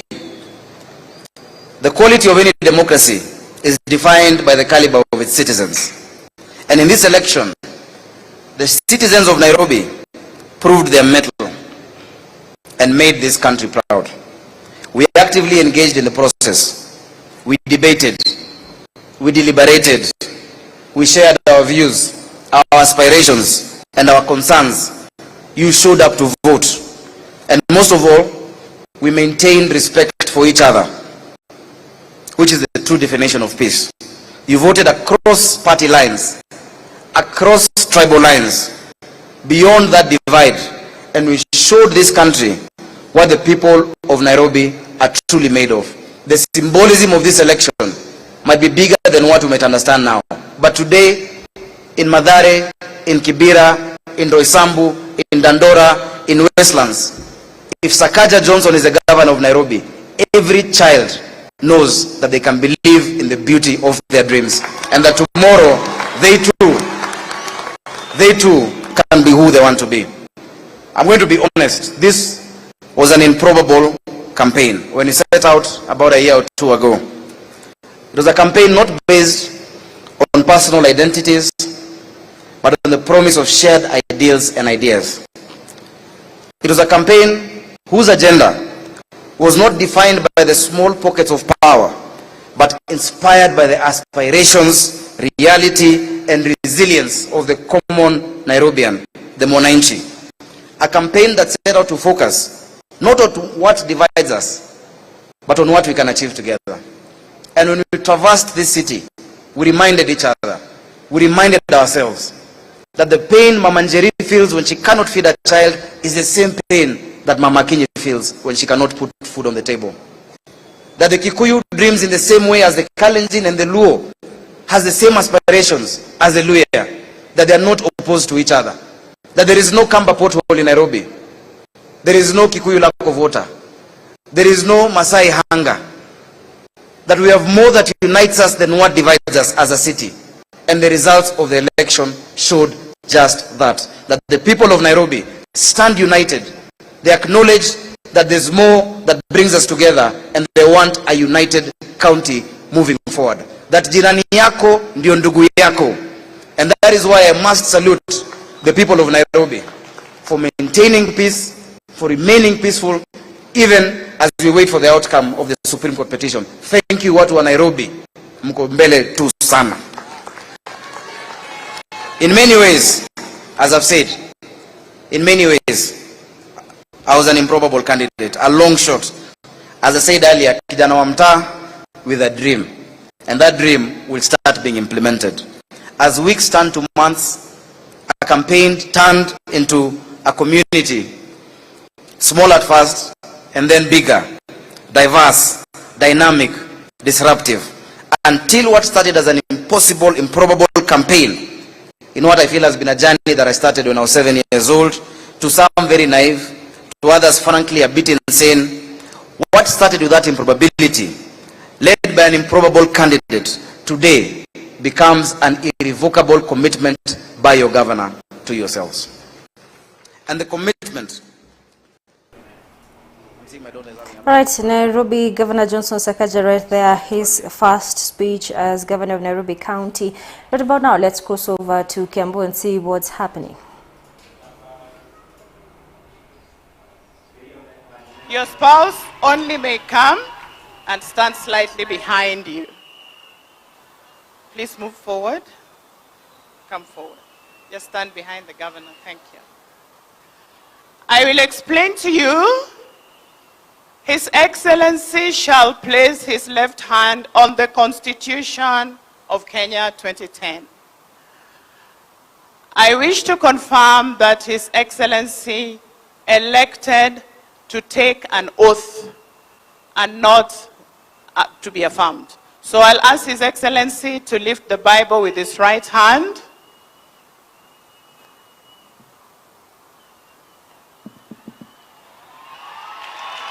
Your Excellency, Judge, please. I now ask that you take the oath. I, Honorable Dr. Kimani Wamatangi, do swear that I shall always truly and diligently serve the people and the Republic of Kenya in the office of the Governor of Kiambu County, that I shall diligently discharge my duties and perform my functions in the said office, and that I shall do justice to all in accordance with the Constitution and the laws of Kenya, without fear, without favor, without affection or ill will, so help me God.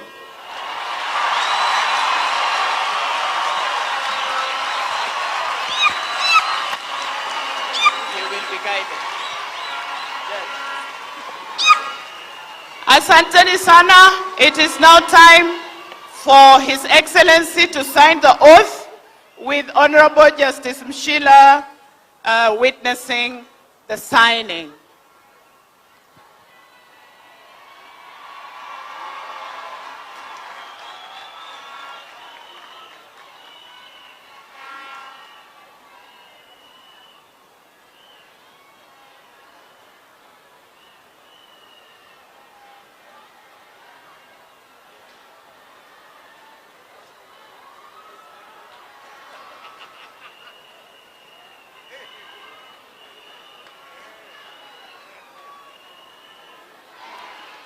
Thank you very much. I confirm that His Excellency has signed the oath. He is now signing his certificate of inauguration as Governor of Kiambu County.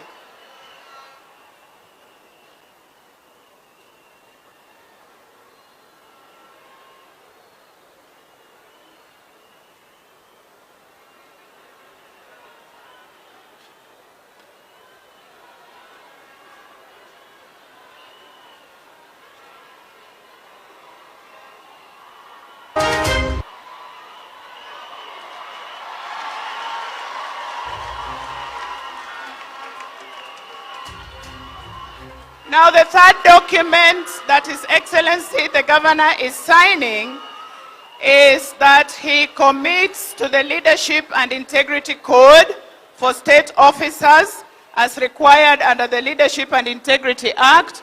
We have Mr. Ben Murray representing the Ethics Anti-Corruption. Please join us.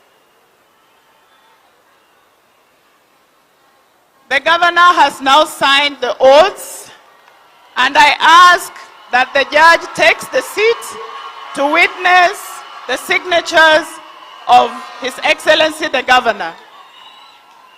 Just come and stand behind the judge.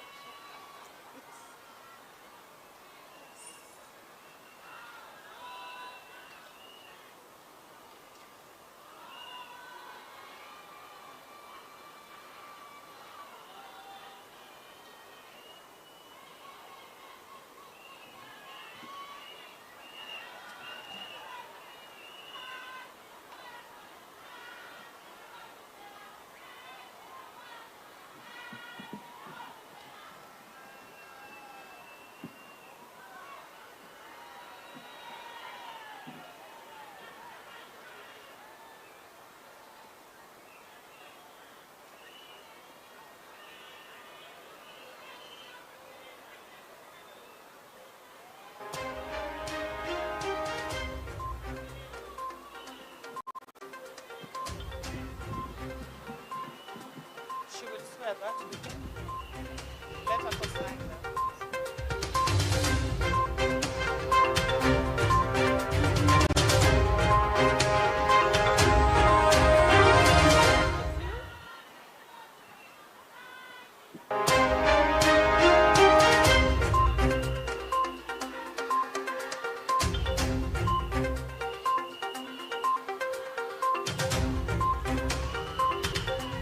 Ladies and gentlemen, now that the oath and certificate of inauguration has been signed, we are now preparing to seal the same with the seal of the High Court of the Republic of Kenya so that it can be a valid and legal document. Thank you.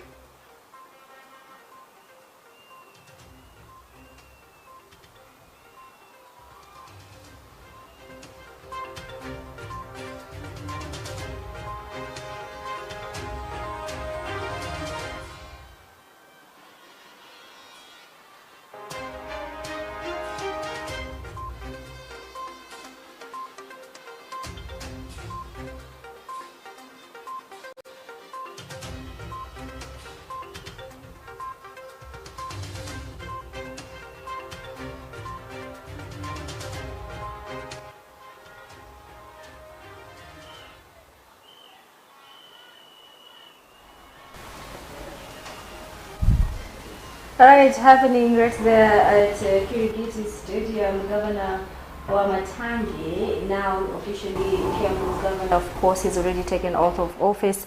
He signed the certificate of inauguration and handed over to the judge, who's also signing the certificate. Ladies as well. and gentlemen, we are now done with the signing, ongoing. witnessing and sealing. I now request Honorable... We are getting pictures live from Kiambu at Kirigiti Stadium, where the whole ceremony is ongoing, on standby, and we'll be speaking to them later on. Our reporters, Aida Munzati as well as Vincent Kerosi, is now being handed over the certificate of inauguration as well, declaring him officially the Kiambu governor, now from governor-elect to Governor Kiambu County. In the stadium, as we can see, are his supporters and fans as well, who've thronged the stadium in large numbers to witness the swearing-in ceremony. Right there, lifting his certificate, showing it, to the fans as well as leaders who are invited to attend the swearing-in ceremony of Governor Kimani Wamatangi in Kiambu County, Kirigiti Stadium. Thank you very much, Honorable Lady Justice. Excellency Governor, you may now take your seat.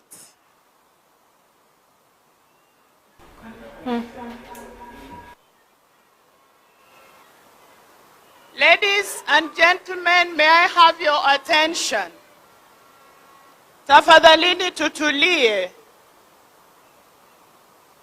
Now the next order of business is the swearing in of the Deputy Governor-elect, Her Excellency Kirika Rosemary Njeri.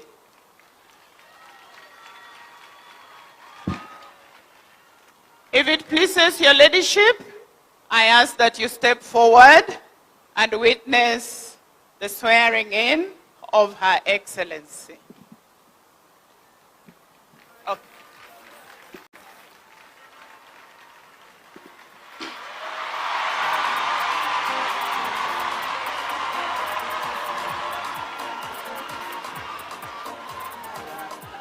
Ladies and gentlemen,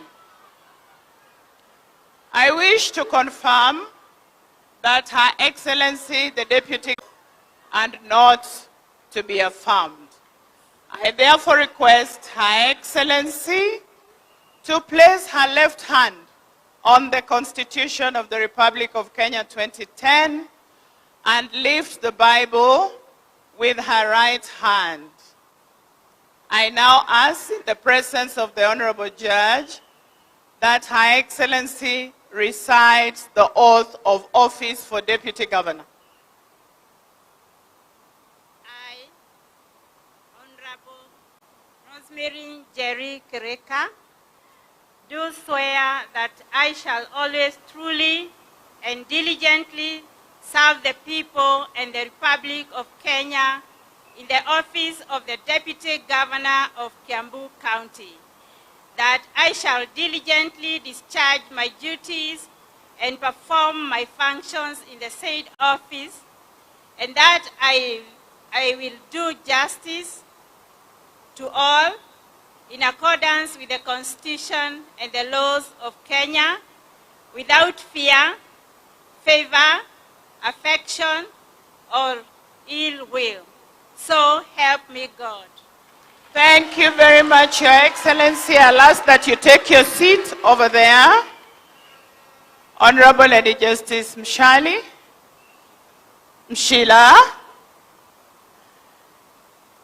I ask that you now sign the oath.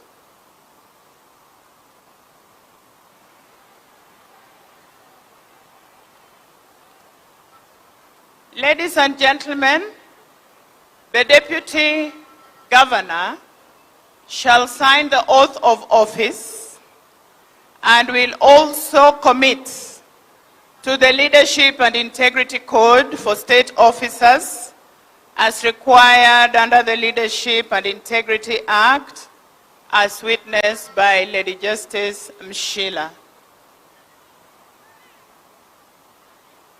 I wish also to confirm that we have Mr. Ben Murray, representing Anti-Corruption Commission Chief Executive Officer.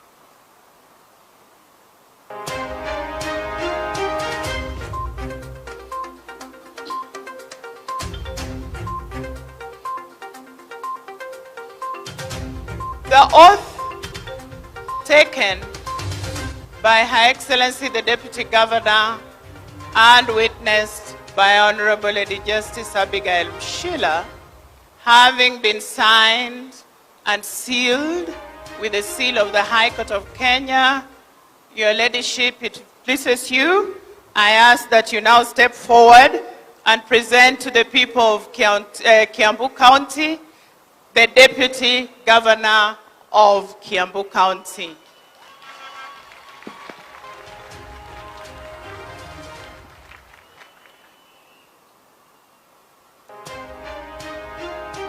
Thank you very much. Tafadhali shangwe. May it please your leadership, I ask that you now take your seat. All right, live there from Kiambu County. Congratulations to now Governor Kimani Wamatangi and his deputy Rosemary Kihika, who both of them have just taken oath of office as well as received their certificate of inauguration going on right there. Swearing-in ceremonies are ongoing as well in total 45 counties. We've seen Nairobi County has concluded the ceremony with Johnson Sakaja, now governor, giving his speech as well. Something we'll expect from, Kiambu as well, to hear the deputy governor, Rosemary Kihika, give out his half-assed speech rather, as well as Kimani Wamatangi. On that note, we'll be crossing over any moment to follow up on their first speeches as the bosses of Kiambu County. But now in studio is Kevin Watsiaya, a political commentator and analyst, as well as Victor Hezekiah, an advocate of the High Court. They've been patient and right here with me. Thank you so much, gentlemen. We were talking about Nairobi County, of course, and the NMS. Before I cut you short to cross over to Kiambu County, you were telling us about, whether Governor Johnson Sakaja should still continue with the services of NMS or not. As I was saying, Sakaja has to do away with NMS, but now it also depends on if he has a goodwill. It will be from the government of the day. It will be easy for him, and also now the way Victor was saying, the legality is part of it. I don't know how he's going to maneuver because its tenure had been extended by the outgoing governor, Kananu, to October. So if it reaches October and there is no any other hindrance, then he should just tell them goodbye and let him continue running the city the way he promised us. We don't want a situation where he's blaming other people for his failures. He has taken the oath. Yes, the buck now immediately starts stopping with him. All right, I think on your screen are pictures coming to you live, handing over of the instruments of power to now Kiambu Governor Kimani Wamatangi. Speaking about, NMS, I think you've both touched on the people decided that it's Governor Sakaja and he should hand over every responsibility of the county of Nairobi. But let's have a look at, NMS and how they performed. People would agree with me that, of course, they had their own challenges and weaknesses, but they also had a good side. And when we look at that, can't we say perhaps they could work together? There is something with men and ego. I really doubt if that is going to happen, because you find almost all the services were taken by NMS, and now the question will be who is going to take responsibility of what has been achieved and what has not been achieved, unless NMS now becomes a department under the county government. All right. That one will work. But as long as it is reporting directly to the president, it will be very hard. And also now, what will be the responsibility of the governor? Because you find almost all the services were taken under NMS. So it will be hard. For me, it will be hard for the two to work together. But I think during NMS time, they really did some commendable work. If you walk through the streets of Nairobi, you will see some new streets, well lit, tarmacked. Others have cabros. we have some new bus stations in the city. There is a little bit of order, but still there is a lot to be done. I think when Buddy was coming into the office, he really like many people really appreciated what he was doing, but I think towards sometime during his execution, he started becoming comfortable. He did not maintain the momentum that he had. So I think he's done his best. The time he has been given, I think, has come to an end. And I think Sakaja is well able. We have to give him time to see what he's going to do. Maybe if he fails, that's when we can now seek the intervention of NMS again. Right. But for now, I think it is time for Sakaja to deliver what he promised. Okay, it is time for Sakaja to deliver what he promised. Let's give him ample time to do so. That's what Kevin is telling us. Victor, do you agree with that? Yes, sure. We must give Sakaja time. I mean, otherwise there will be no need of voting for him. But commenting on the NMS, I agree with Kevin that in the beginning when they took over, I think there were a lot of activities. I mean, there was a lot of roads being repaired in town and all that. To an extent, that was good because I think Nairobi is one of the cities which is also very not so good, that has really not taken serious the need of pedestrians and cyclists. In most developed countries, actually, the place for the pedestrians and the cyclists must be very clear on the road, because cycling and walking is even much more major than motorists. So I think that was good. Another thing that I know has all right, Victor, sorry, allow me to do this. We are talking about NMS. General Buddy is giving his speech right about now, probably talking about turning over power. Let's listen in. End up as NMS going back to various ministries and some of the staff returning to the county. I would like to personally and on behalf of General Buddy, of course, speaking about the NMS. We'll cross over to get to hear about the whole speech as well as talk about what he's going to say.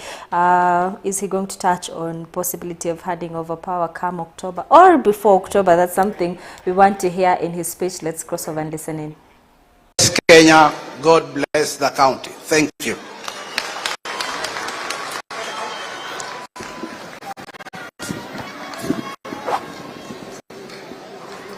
Thank you, General Buddy. I think as we continue with our program, would like to acknowledge and hear our President-elect at some point. But before that, I know you haven't heard enough from the new Governor-elect, isn't it? And you'd like to hear him again, is that so? Can I ask him come back? Your Excellency.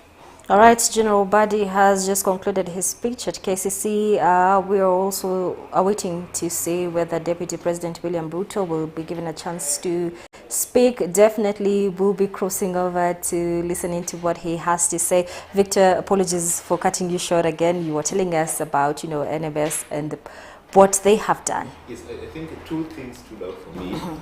That's about the roads within the city, and the second thing was the increment of hospitals, especially in the lower economic areas in Nairobi. Right. I think for me that was very important, because healthcare is something that is really, the standards of our healthcare is really wanting, and most of the times the people who suffer are not the people who go to Nairobi Hospital and Aga Khan. They're the people who cannot afford the Panadol and the basic drugs. So I think that to me was good. What I think should still be asked and must be asked is whether the areas they gave priority are really the areas where Nairobians really needed to be prioritized.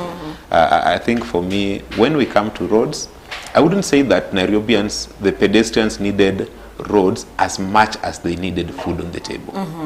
So I think if they gave priority to things that would empower people economically. Right. If they sorted out the issue of the hawkers, allow the hawkers, give them a way of selling their things, get their money, put food on the table. That would be, for me, more important than the roads. All right. But another thing... Brother, thank you for that. Okay. Let's cross over. Let's listen into what President-elect William Ruto has to say.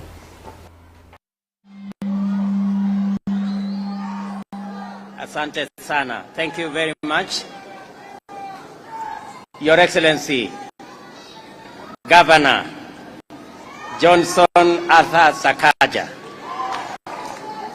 and your good deputy, James Njoroge Mushiri, and your families, all elected leaders present here, the Director General of NMS, and the great people of Nairobi, good afternoon. Hamjambo. Let me join the people of Nairobi in congratulating you, Governor Johnson Sakaja, your deputy, and your team for a wonderful election period that I shared with you and many other Nairobians and Kenyans. We have come here to witness your inauguration as Governor of Nairobi. I want to say, from my family and I, congratulations. From the UDA and Kenya Kwanza family, congratulations. You have made us proud. I want to take this opportunity at this very early moment, not only to congratulate you, but to wish you well as you take over the reins of governor of this great city, which also is the capital of the Republic of Kenya. As I congratulate you, Governor,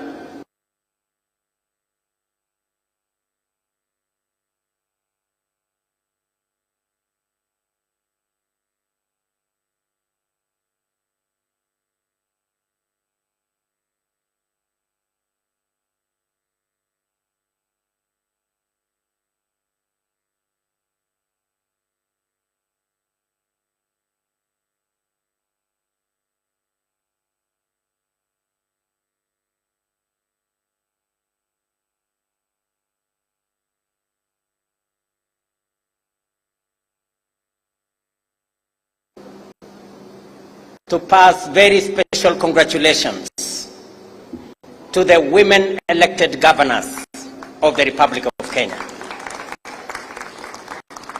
In this election, the people of Kenya made yet another historic decision. From the 3 governors that were elected in 2017 that are women, we now have 7 women elected as governors in the Republic of Kenya.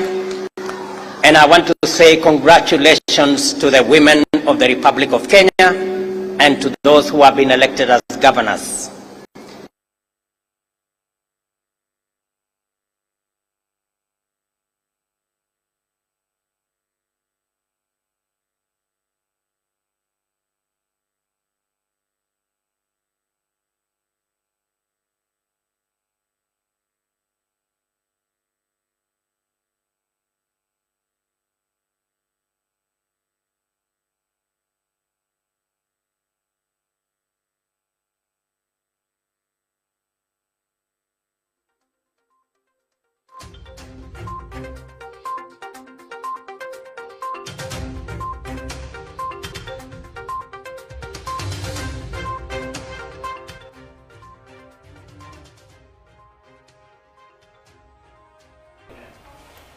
Speaking at KCC, right there, Deputy President William Ruto, of course, congratulating Governor Johnson Sakaja and his deputy, as well as touching on the 7 elect female governors, which is something we shall be looking at. But we left it at NMS, saying, of course, they had strengths. They achieved 1 or 2, 3 things. looking at economic empowerment, which you mentioned, could have been the key thing. Would you say that's an area perhaps that Johnson Sakaja should give first priority to? Definitely. Of course, when he makes promises like he will synchronize all these business permits and licenses into one, that is just making a promise that I will make doing of business in Nairobi easy. And if you talk to business people in Nairobi, I think those people suffer a lot. People, even a very small shop, those two small shops you meet in town, you realize that the operational costs alone are extremely so high.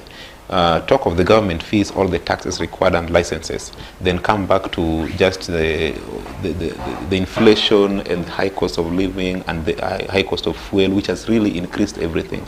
So sometimes you realize that people come to Nairobi every day and go back to their houses, but really there's nothing to show for it. So if Sakaja can help people put food on their table with ease, of course not freely, but with ease, then he will have achieved so much.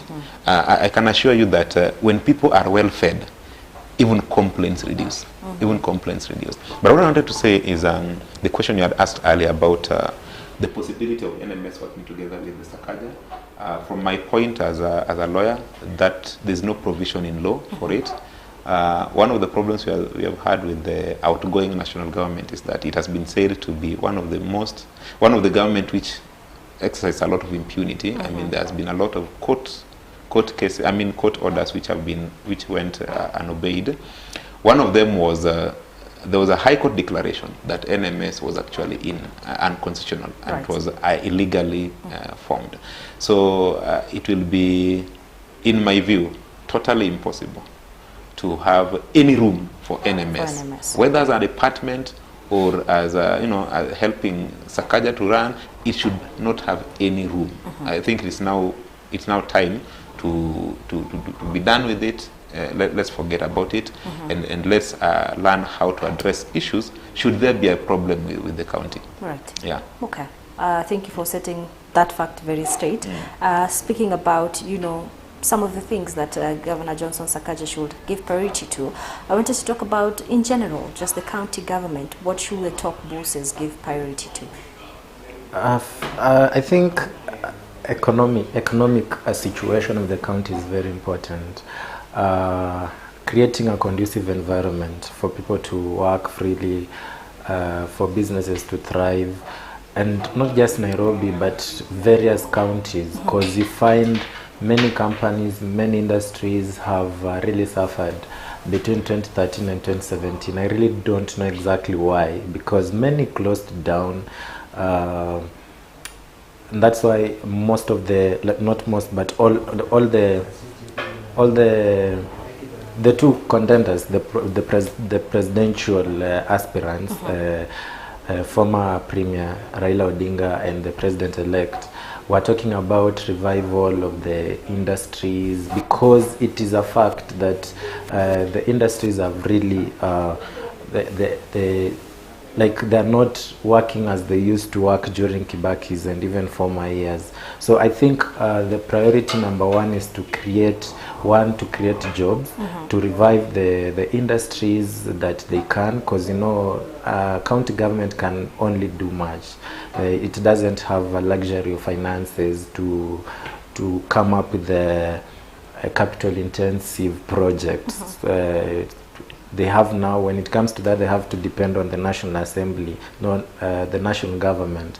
But the county governments have to create an environment where a common mwananchi will wake up every day and determined to work, not an environment where they are even scared of the security to the city, the government itself, because anytime the askaris will come in and they will leave even the whatever they are selling on the road. So I think the first priority one is to provide a conducive environment for the mwananchi to work.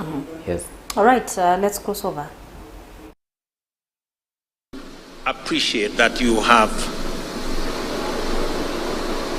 understood and underscored the place of faith and God in your election as the governor of the city of Nairobi.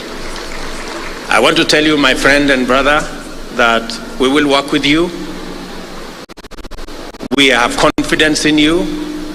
We are proud of you. And we know the great city of Nairobi has the best that it can get in terms of governor. I also will be available to consult. You know the commitments we already made to the people of Nairobi with respect to market infrastructure, the commitments we have made in matters collection and management of garbage. You know the commitments we have made in matters to do with transport infrastructure for the great city of Nairobi. And you know, my brother, the commitments we have made in making sure that every hustle will count in the great city of Nairobi. I will be on hand to support you. And finally, you and me have already discussed on making the rivers of Nairobi places of opportunity, enterprise, and business, as opposed to what it is today, a place of filth and raw sewage. You and me have discussed on the Nairobi Rivers Commission.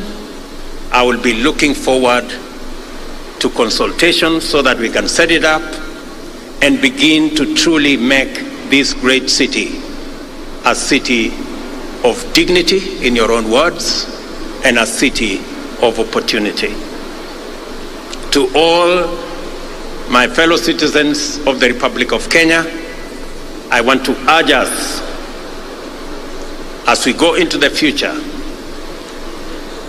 you have spoken to us loudly.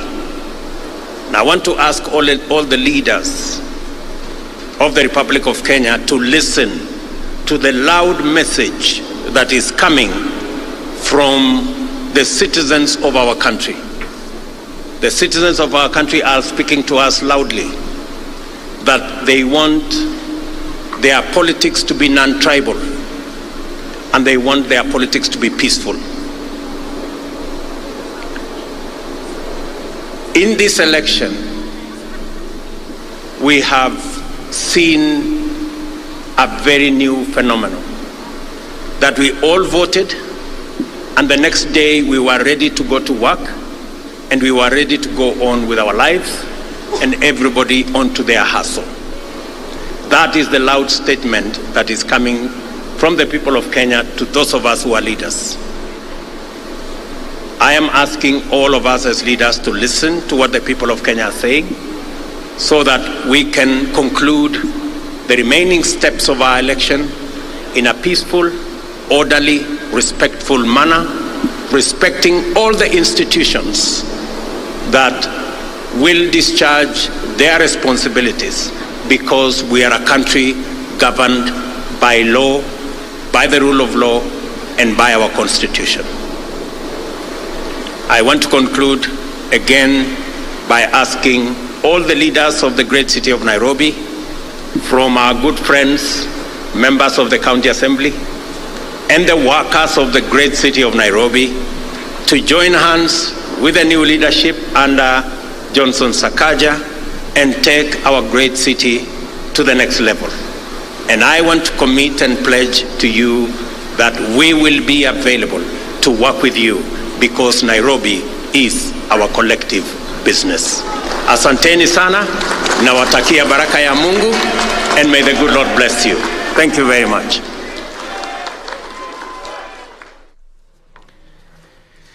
President-elect Dr. William Samoei Ruto. All right, just wrapping up his speech at KCC, Deputy President William Ruto right there. Of course, we are touching on the county government of Nairobi, looking at what has happened in the past, with Sonko and NMS, as well as just generally what should governors give first priority to? There's a question that I want us to handle. You know, what is ailing our county governments? You know, what is, can we pinpoint and say this is the issue? Could be they have too much on their plates, could be revenue from the national government. You know, what is ailing our county governments? We'll start with you, Victor. I think what is ailing our county governments across the board is bad politics. Bad politics. When we approved the devolved government system of government through our constitution, it has been criticized as much good as it is. It has been criticized that we also devolve corruption. I think that has been the greatest and the greatest soul in our county government. Evidently, there's a lot of corruption. Remember during the previous regimes, there's a county government that bought wheelbarrows. Was it at 200,000 or was it millions of money? I've heard of Samburu county government buying a ream of paper at a cost of 5,000, just one ream. Of course, there has been many more. For me, I think it has been the issue of corruption, which ails us both at the national and at the county level. And then now the question of bad politics. I am one person who has a big problem with people running from the Senate to governor positions. I think it is not easy to tell whether it is a genuine motivation for service to the people, or people have seen that is where money is and there's poor accountability. We have a county assembly that are not so conversant with even the roles of the governor, but where they are conversant with the roles of the governor, they are either blinded by a few coins here and there so that they don't effectively do their role of checking on the governor. Sometimes even the deliberations at the assembly floor are very not so much informed. So these are things that if we don't take them seriously, then the monies that were devolved will simply be used up in corruption and ways that cannot be effective and helpful to the common mwananchi. So for me, I think the issue of corruption and just that bad politics is what ails us the most. Kevin, what's your take on that? My take would be,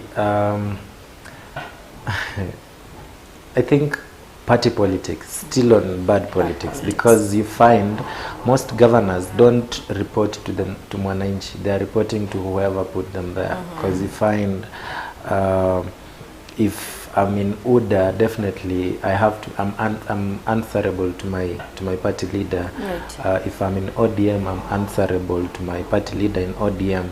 So you find it is hard to serve these two masters. You have to, if you give your best to the on ground and you leave your master outside your developments, then definitely at the end of the day you'll have to face the music, because you find the governors who've gone against their party leaders have not made it back to that office. So I think it is high time we, especially parties, left the governors to operate as a separate entity from their political affiliations, because you find these guys are working for people who almost a half of the county did not vote for them. You get. So if they continue serving their party leaders, it will disadvantage their service on ground. And that's why you find there are governors who've not even worked for 5 years, but they still go back because they already have the blessings of their party leaders. And you wonder how this is happening. You saw a few counties. I had given an example of Busia, which for the 10 years it has really performed poorly. You take an example of a county like Siaya, you wouldn't imagine a county where our Prime Minister comes from could perform dismally. You can't compare it with other counties. So it reaches a point where you have to work for the Mwananchi and not the person who put you, and that's it. Right. But it becomes hard because this is politics. If you concentrate so much on working for Mwananchi, definitely you will lose on the other side. There are demands that the party wants, there are demands that your party leader wants, and also there are things that, you know, the local Mwananchi wants. And also the way he said, it's like corruption was devolved. Yeah, so people are involved in shoddy deals. So these guys are coming, for example, even if someone was a manager, he will come with his finance manager from the company he was working with, the person who already knows the system. So they just, you know, bring the system from the company they are working to the county government. They continue with the same stealing and cooking books. So it is a tricky situation. And in summary, what is ailing counties are the governors, because they have the ability to change it. They can't blame anyone else. So if you're stealing, you can't blame someone else for your own stealing. Yeah. If you're not performing, don't blame someone else for your own performing. It reaches a point. It has to reach a point where my track record has to speak louder than my political affiliation.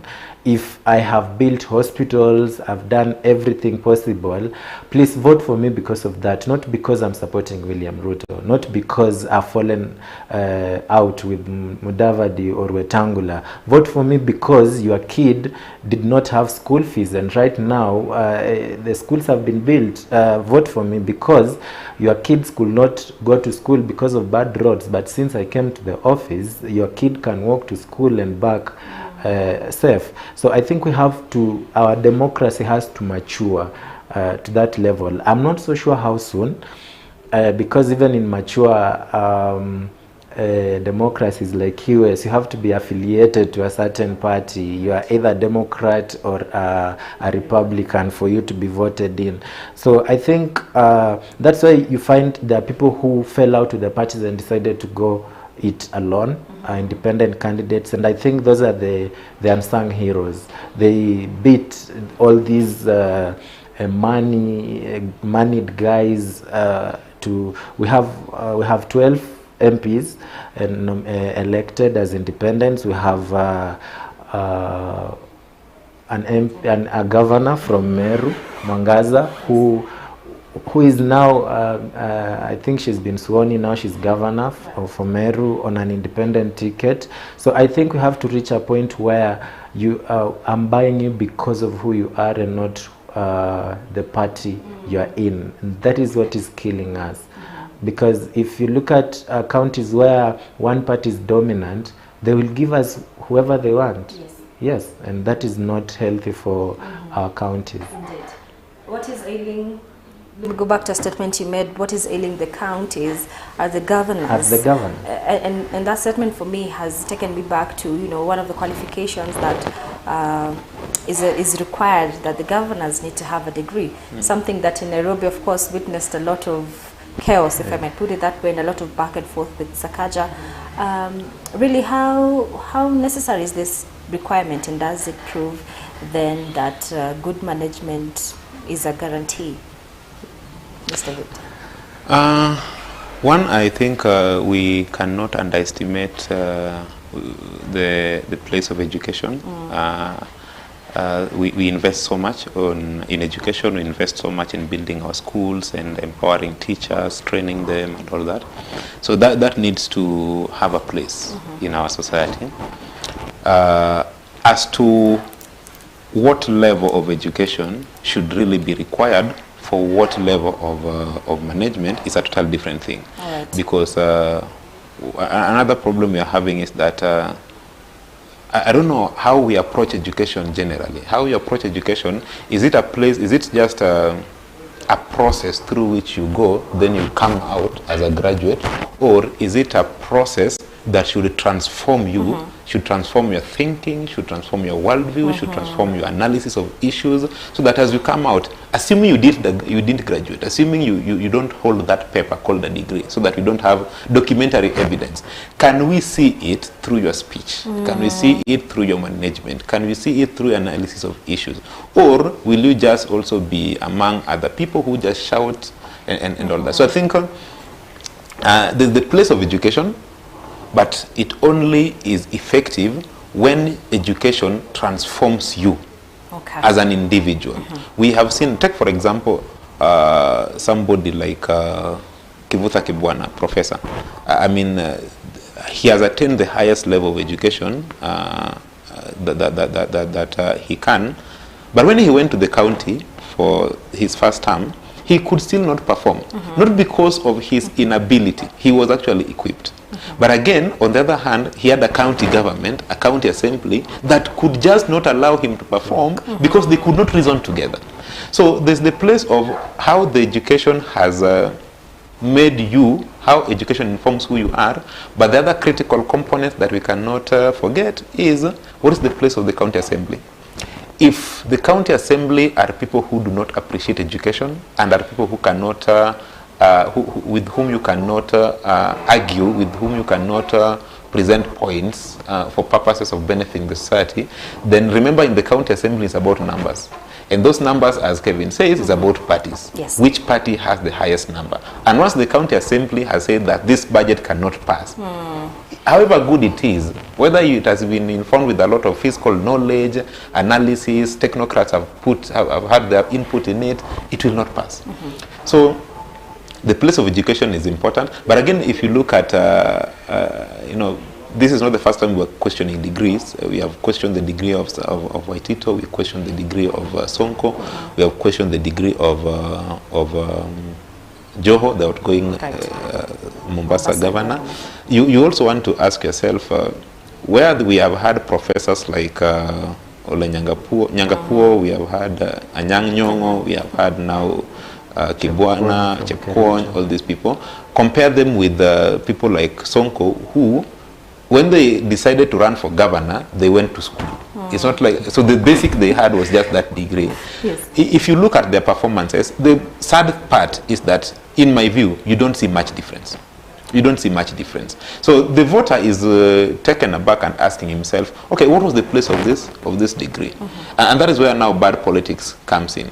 So I think it's a good thing. It is a good thing, but we have not used the tool of education to demonstrate that there's a difference between the educated and the not so educated. Okay. Yeah. I like how you put it, and you bring in the members of county assembly because they are an integral part. Exactly. You know, IEBC had proposed that by 2017 they required a diploma, 2022 they required a degree, something that was not implemented. And I see ballot papers were trending on social media of MCA position, of course, a very long list, and people are talking about how serious are people taking up this position because they even have dropouts in some places. Of course, not saying that they do not have leadership qualities, but just as you've mentioned, there's a place of education which is also very important. You know, talking about all this, I'd like to hear from both of you. Is this something then we should really look at, you know, it being a requirement as well for the members of county assembly? I absolutely, in my view, absolutely, it's a requirement both at the county assembly and the national assembly. Look here, it is at the county assembly and the national assembly that laws are made. Right. Okay. Now, we are making laws that is going to govern areas that requires technical information, technical analysis, technical support. So if we are in the county assembly and we want to make laws on take for example a very critical area like medical services, because there are some areas medical services is largely devolved. So you have county assembly members who have not managed to reach a certain level of education. They are supposed to make laws on how to distribute resources that will bring medical services, how to distribute those medical services equitably in this region. I mean, it's not going to be easy. It is not going to be easy. So I think, in my view, the fact that our MPs and our our MCAs, we do not hold them to account education-wise, says also something about us. which to me, it tells me that though we go to school, we really do not believe in the ability of education to change us.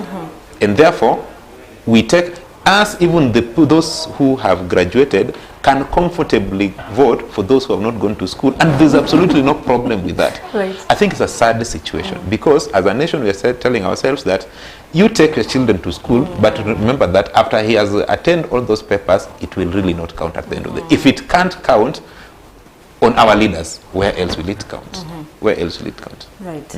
Wow. Kevin, what's your input? I think education should be valued, and people should look at it with the seriousness it deserves, because I don't think there is any parent out there who takes their kid to school for them not to occupy these seats.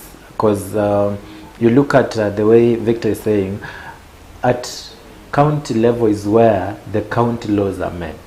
It is very sad that someone is seated there talking about laws that they don't understand. You cannot tell me that a standard 4 class 8 dropout really understands what it entails to come up with the policies and laws that govern a county. The way he said about the medical sector, the health sector, it is very hard for someone just from nowhere to understand what really happens there. So we need people who have know-how, and that know-how can only be found in education, in education system. A county government should be taken seriously. This you are serving people directly. It's not like a president who has a lot of people he's delegating his duties to. This is a county government where the most, like, it is one of the smallest devolved units. So we need people who know exactly what they are doing. They are dealing with the lives of that common mwananchi. We have to think deeper to know how this person is going to change their lives. We cannot be talking about Singapore, which has which overtook us at some point, and still be electing people who really don't understand how Singapore overtook us. We'll still cry 100 years from today, still saying how we were on the same level with Singapore in 1963, with South Korea in 1963. So we have to think and think deeper about this. And I think it also starts from the executive in the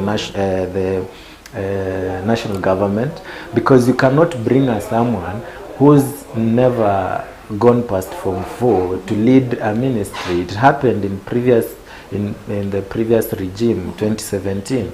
They're bringing someone to be in charge of sports. Maybe they thought ni michezo tu. Someone who's never gone past Form 4, and this person is holding a ministry, a ministerial position.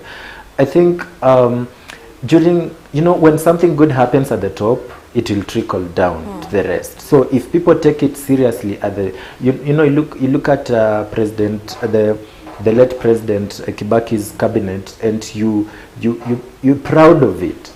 The cabinet had people who knew what they were doing. Someone is a law, and they are in charge of the constitutional affairs. Someone knows what happens on international level. They are given a docket that fits foreign affairs. Someone who is in agriculture knows what agriculture is all about. You don't just put someone in a position because they went to school. You cannot put a doctor of medicine in education sector. I think we need to reach a point where people should be given positions depending on what their qualifications are. If I am a doctor of medicine, then give me a health docket. I know the issues that these people are going through, the issues doctors are going through. What can be done so that the preventable diseases can no longer be an issue in the country. If we have someone who's done ICT, you can now give them the communication docket. You can't give someone a professor of law, sasa ndo nampatia nini, something totally different from what you want to do. You find there is a conflict of interest. Someone doesn't know how these things are done, and I think that is also what is ailing the outgoing regime. Someone did law and he's given an irrigation sector. You find we have it's called Gulana Kulalu or something. It was given billions of money. It didn't, the returns were way lower than the expectations. That is now giving people responsibilities that they don't know how to carry out. Right. Yeah. As we're about to wrap up, I think we cannot end today's show without speaking about the 7 elect female governors from 3, 2017, now we're at 7. A lot has been said about this in regards to our democracy, in regards, of course, to how we are waiting to see the management of the different counties. What is your take on this? We'll start with you, Victor. Quite commendable. I think congratulations to the good ladies who managed to clinch those seats on from the ballot. This is not through nomination, so that's what is said about who. This is just squarely on the ballot, and they were competing with men, and they managed. I think one, congratulations to them. But two, what it shows me is that, as we said, we can now take a good audit about our constitutions and ask ourselves. Remember, one of the things in our constitution was the affirmative action, and this issue of women rep position it's not something that's supposed to last forever, but it was meant to bridge the gap between male and female, that discrepancy in politics. I think it has proven to work. The very first regime under this constitution, there was no elected female.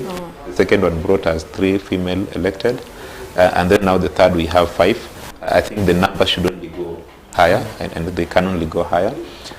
So for me, I think what we should be now asking ourselves is, because the flip side has also been, it has been argued and critiqued that the boy child has been left now. People forgot about the boy child, which is also going to be a very bad thing. I mean, you cannot also underestimate the place of men in the society. Sure. My position is that in our next constitutional amendment, whenever that will be, I think something like this position of women rep, it has enabled as a nation to actually see there's value in women more than what we used to think. That's a very good thing. There's a ability in women to actually offer leadership. Now that we were denying them opportunities in the past, and they have demonstrated otherwise, we don't now need to put it in the constitution that there are seats specifically reserved for them. If we have transformed as a nation, then can we now entrust them with these positions just as we do entrust men with it? And I think it has also emboldened women to go for these positions.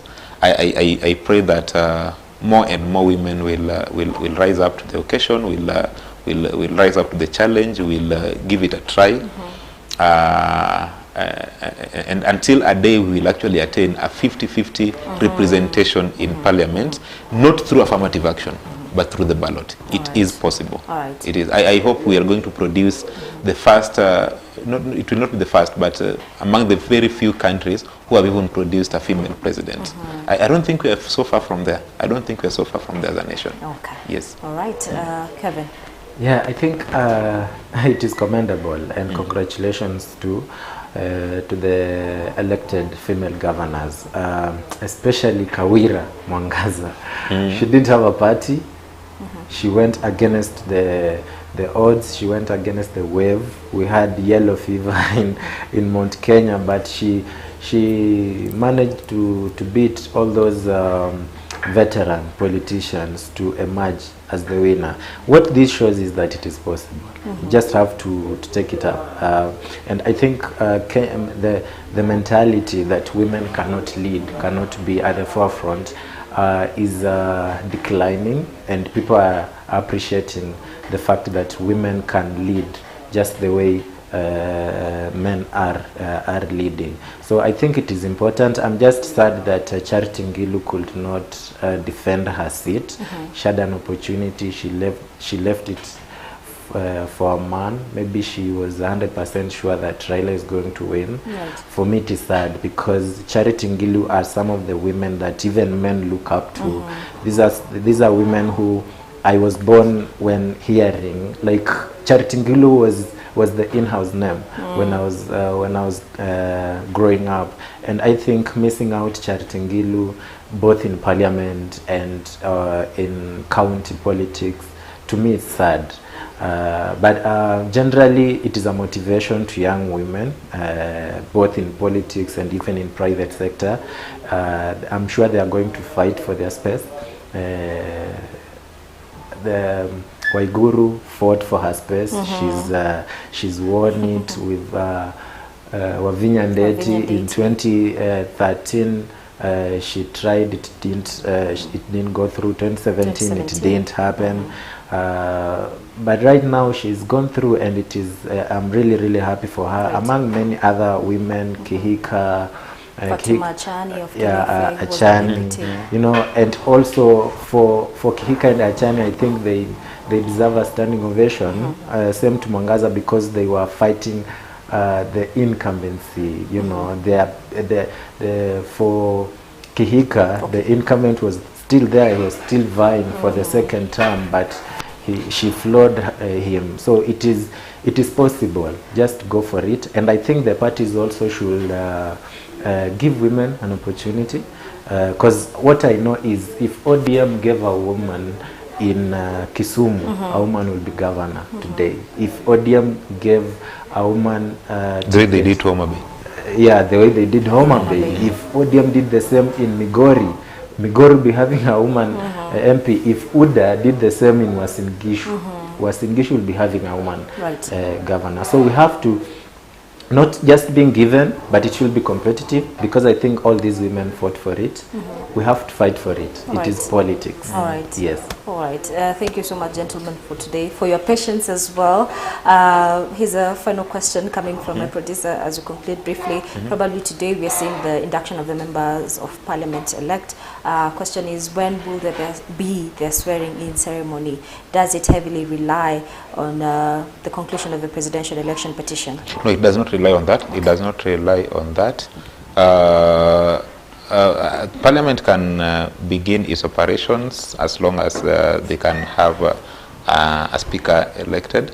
There's nothing else that now really depends on. The only thing that depends on the outcome of the presidential election is the presidency. Okay. Yes. All right. I think that's very well put. Thank you so much for that. With me today was Kevin Watsiaya, political analyst as well as commentary, and Victor is a kind advocate of the High Court, who today was also wearing the shoes of a political analyst as well. Thank you so much for your input on today's discussion. As we wrap up today's program, let's have a look at governors in different counties. Governors-elect, now governors. We'll start with Kwale County, Her Excellency Fatuma Achani. Lamu County is Timami Wajir. We see Ahmed Abdullahi. Kilifi County, Gideon Mungaro, Taita Taveta, Andrew Madime. Mandera County, Mahakmed Adan Khalif. We go to Tana River County, Dado Godana. Garissa County, Nadif Jama, Marsabit Muhammad. Well, we cross over to Isiolo County with Hassan Abdi Guyo, Embu County, Sicily Mbarire, Makueni County, Mutula Kilonzo Jr., Meru County, Kabira Mwangaza, Kitui County, Julius Malombe, Nyandara County, Moses Kiarie, Tharaka Nithi, we see Mudhomi Njuki, Machakos is Wavinya Ndeti, Nyeri County, Mutahi Kahiga, right there. Well, we cross over to Kirinyaga County, where we see Anne Waiguru, Turkana County, Jeremiah Lomurukai, Trans Nzoia, George Natembea, Muranga County, Rungu Kangata, West Pokot, Simon Kachapin, Uasin Gishu, Jonathan B. We get to Kiambu County, Kimani Wamatangi, Samburu, Jonathan Lati, Elgeyo Marakwet County, Welsi, Rotich, right there. We go to Nandi County, where we see Stephen Sang as the governor. Nakuru is Susan Kihika. Kericho, Eric Mutai. Baringo, Benjamin Chiboy. Narok County, Patrick Olentutu. Bomet County, Hilary Barchok. Laikipia County, Joshua Rungu. Kajiado, Joseph Olelenku. And Vihiga Wilba Otichilo. We go to Bungoma, where we see the Governor Kenneth Lusaka, Kisumu, Anyang' Nyong'o, Kisii, Simbarati, Busia, Paul Otwoma, Homa Bay, Gladys Wanga, Nyamira Amos Nyoribo, Siaya County, James Orengo, Migori, Ochilo Ayako, and Nairobi County, Johnson Sakaja, as we await to see who residents of Mombasa and Kakamega County will vote in as their governor come Monday next week. Thank you so much for tuning in to Kak Mid-Morning this day. My name is Faith Kaulu. We cross over live to Kiambu County, Kirigiti, swearing-in ceremony ongoing right there of Governor Kimani Wamatangi. I also hand over to Aida Munzatsi as well as Vincent Kerosi, who are following up on the proceedings live from Kirigiti Stadium and will be bringing us up to speed with what is happening. That is all from me. Thank you to all who tuned in. Of course, send in your contributions on our social media platforms. Keep engaging with us. But from me to you right now, it's a goodbye. That is expected to continue championing in the interests of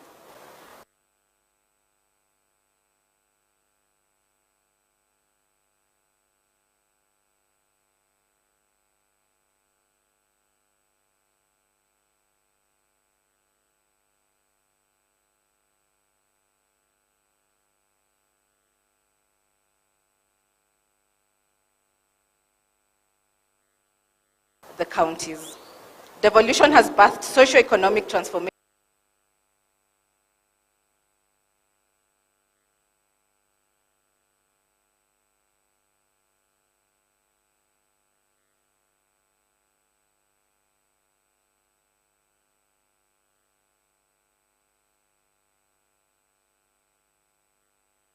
in many corners of our country, in health, water, agriculture,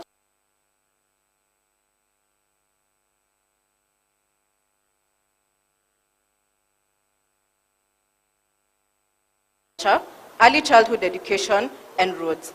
Kenyans continue to experience improved service delivery owing to the devolved system of governance.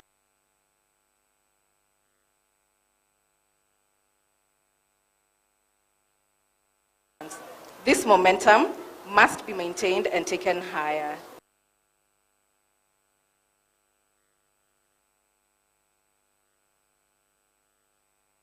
The gains made over the years need to be safeguarded. This therefore means that all the governors have the duty to fight for devolution, and this is a rallying call of support to you, Your Excellency, and your deputy. As I conclude, I take this opportunity to appreciate His Excellency Governor James Nyoro, who has just left, for his committed service to the people of this county and to the council at the council, where he ensured that the devolved function of agriculture remained, once again, Your Excellency, I take this opportunity to congratulate you for being elected as the Governor of Kiambu County and wish to assure you of the support of the Council of Governors. Asante sana.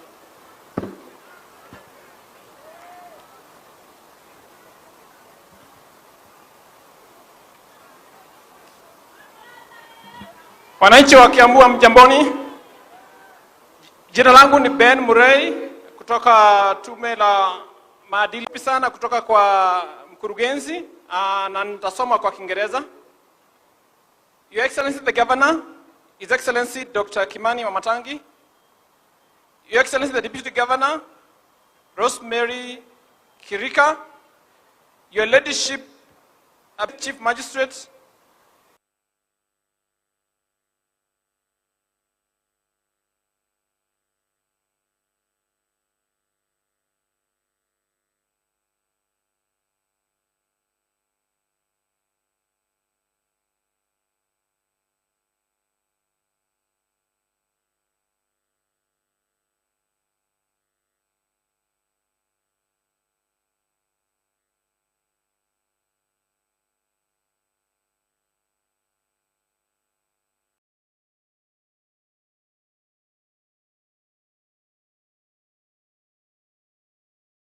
Are you looking to grow your business? KAK TV offers you a variety of advertising opportunities to suit your budget. Advertise with us today and reach your potential customers countrywide. For more information, email us on sales@kaktv.org or call 011 00 90647. Choose life that you may love the Lord your God. If you delight yourself in the Lord, He will make you fruitful in whatever season you are in. Listen to His voice and hold fast to Him. That as disciples ourselves, we're being invited to be transformed more fully every single day. In our walk with God, let us know that we are assured victory in every battle. For the Lord is your life. Live a pure life. Are you living a righteous life before the Lord? It is possible. People are wondering, can you do without corruption? Yes, I can stand and say it is possible to do without corruption. Don't miss season 2 of the evening epilogue every day at 9:30 p.m. only on KAK TV.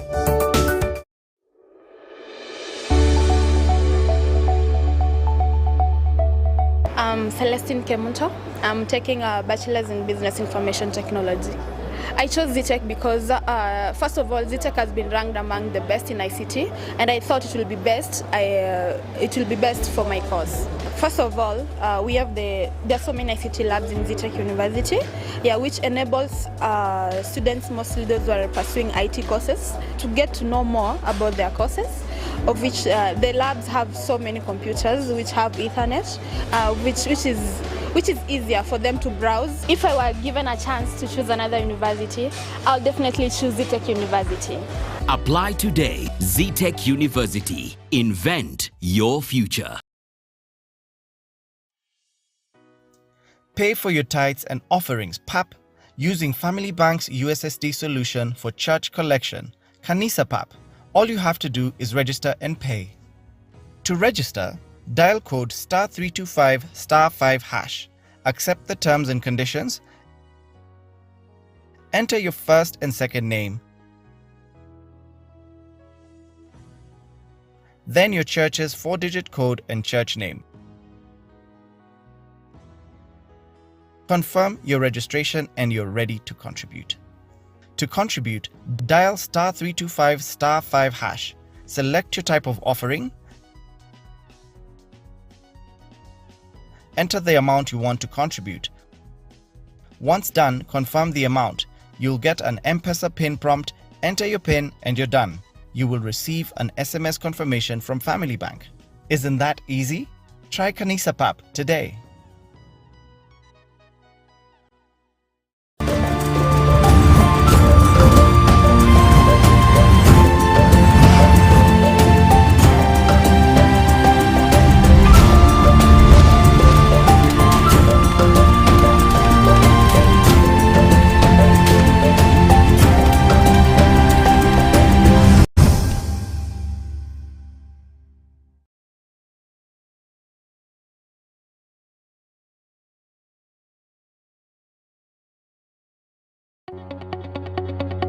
We welcome your feedback on our programming. For questions or comments, kindly get in touch with us via email info@kaktv.org, SMS 011120044 or call us on 0794 588 054.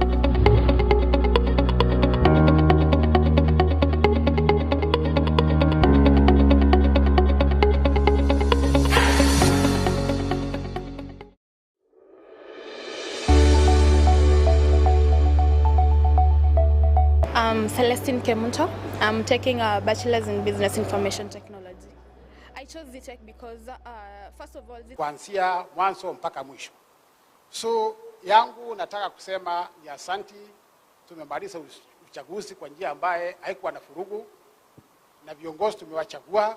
Hao viongozi tuwaombee ndio waweze kutupeleka mbele kwa miaka ingine 5 ambaye itakuwa kwa njia ambaye ni mwafaka. Thank you so much, Your Excellency.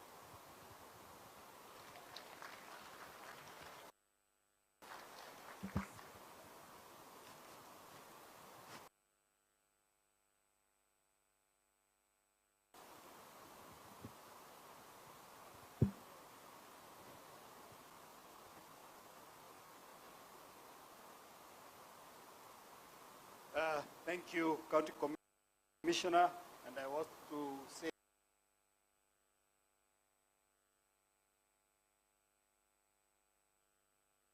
that we have been working very well, and we hope to continue working and serving the people of Kiambu. Now, Governor, we are almost coming to an end. Team, don't worry, you will perform after Governor gives his speech. But now I'm making the remarks as the assumption of the Office of Governor Committee so that I finalize this bit and invite the Deputy Governor to invite the Governor. Then I know he knows what he's going to do. You, Your Excellency Governor Kimani Wamatangi, together with our Deputy, karibuni sana, and we pray that God continues guiding you and give you the greatest wisdom to steer Kiambu forward. So, Your Excellency, you earned the trust and the confidence of the people of Kiambu. I've had several conversations with you, and I know you will change Kiambu. Yes, you can, Governor. You have taken over the leadership of the second richest county in the Republic of Kenya. And with good leadership and governance, you can deliver its own citizen from the yokes of poverty. Governor, with your in-depth experience in matters devolution, having ably and firmly represented us in the Senate, you are here at the right time. We shall support you on the journey to transform the lives of Kiambu people. At this point, Governor, because it's not my day, I don't want to say much, is as campaigns were going, have ever been involved in campaigns, and as you do the campaigns, what is the picture we see? The faces of those people we talk to and give them promises. I pray today that all the things that were promised by all our leaders, that we'll be able to execute. We have started well with the prayers, and I believe that will happen. So allow me, Governor, to quickly introduce the county staff just by upstanding, because I'm not here alone and they have really supported us. I request all the county executive committee members to stand up and just wave. The CECs, Mawaziri, just wave. County Attorney is among that group. Those are the people we've been working. I'm sure you have already met them. Then we have the chief officers. Stand up, Solicitor uko hapo, stand up. Can see you. Wave. Asanteni sana. All the directors who are here, present, wherever you are, all the directors, you can wave. Asante sana. Let me say, all the other staff, wherever you are, hata kama we ni kasho, we all work, we cannot work without mahali mupo. You can wave. All the other staff, the leaders of the union, Kangere na waona hapo, thank you very much. So, I believe you are going to support, get the board, forgive me. The County Public Service Board, led by the chair and the vice and the secretary, the CEO, Chairman Nakuona, you can wave.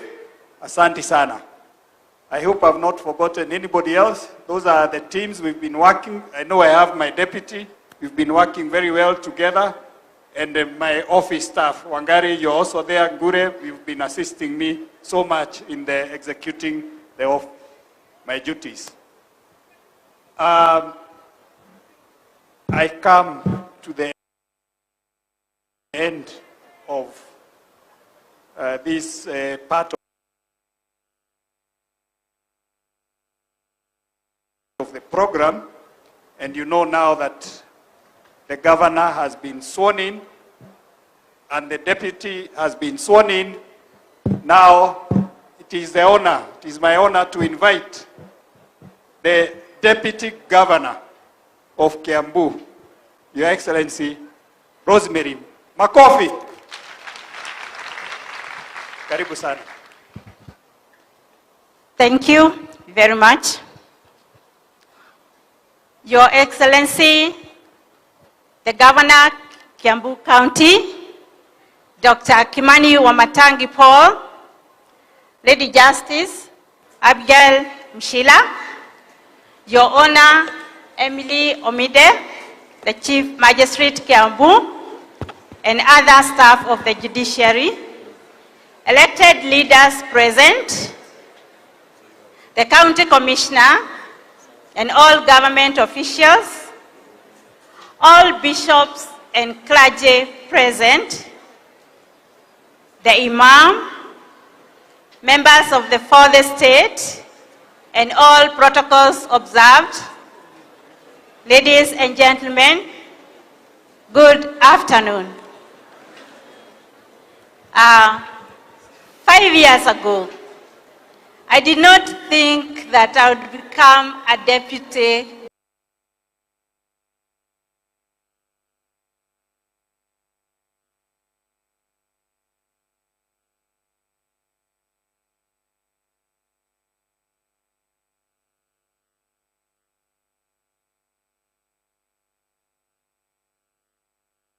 governor. However, I have been involved in church ministry, church leadership, and community service, and I have a very soft spot for our people who struggle to put food on the table. It is amazing that my experiences would be preparing me to become the Deputy Governor, Kiambu County, that God remembers and rewards those who serve Him diligently. And I thank Him for this opportunity. The next 5 years will be a period of transformation and restoration to make Kiambu great again. The question is, how necessary in for Him and to represent Him and the county on governance matters. Ladies and gentlemen, I want to assure the people of this great county that with this God-given opportunity, I will use the power entrusted upon me cautiously to ensure that there is harmonious working relationship with the governor and all other stakeholders. From the governor's manifesto for the Kiambu we want, I note the focus to bring restoration and change in the development of our county. This calls for a paradigm shift in the way things are done in our institutions and departments. To my governor, I shall support you to offer leadership that inspires and motivates our staff members to work willingly, competently, and enthusiastically for better performance. In line with this, we promise our staff that we shall create effectiveness and efficiency in our internal processes through the use of technology and innovation. With this, we shall provide capacity building for our staff. To you, the residents of Kiambu, we shall form a democratic government that has an ear for her people. We shall listen to you. We shall consider your ideas in decision making we shall apply prudent financial management tools to ensure you are satisfied with the way we manage your resources, to create sustainable health for you and for your future generation. The Hustlers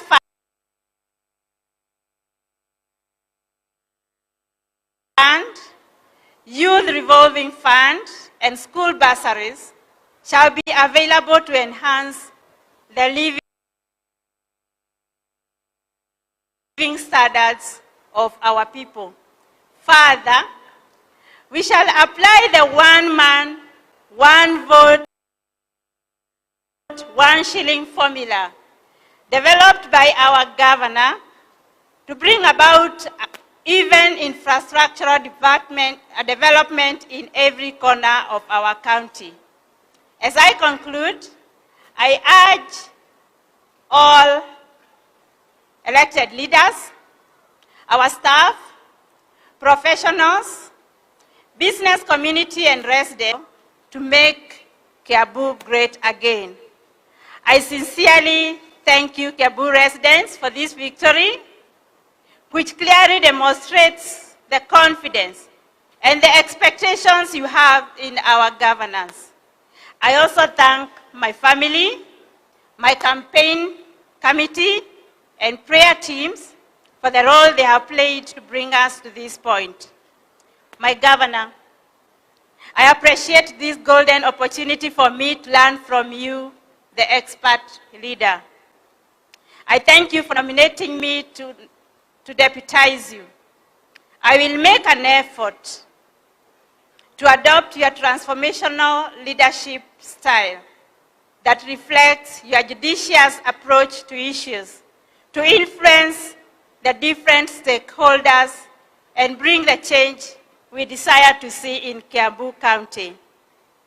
And it is now my honor and privilege to invite our Governor, Kiambu County, to address his people.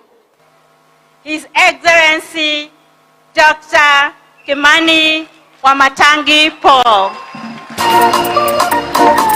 Welcome, Your Excellency. Bring my papers.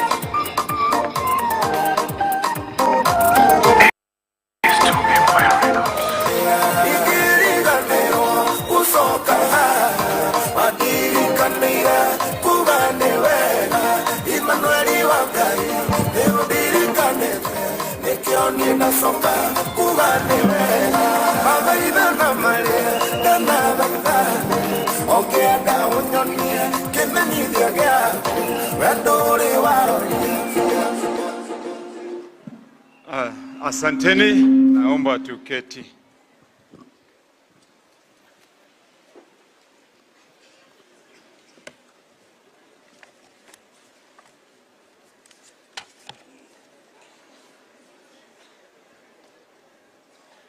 Our Deputy Governor, the outgoing Deputy Governor too,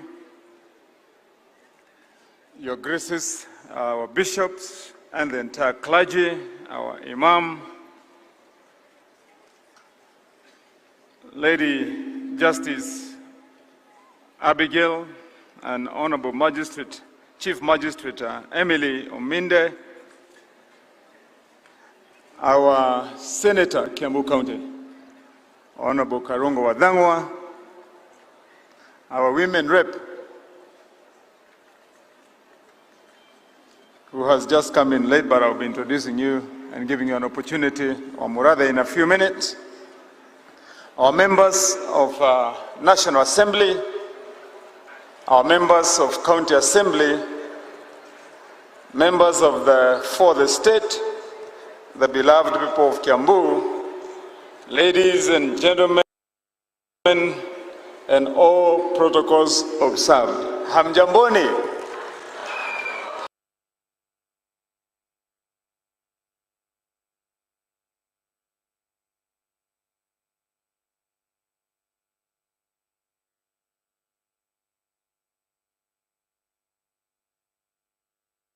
Hamjambo tena. Bwana Yesu asifiwe. Tusalimiane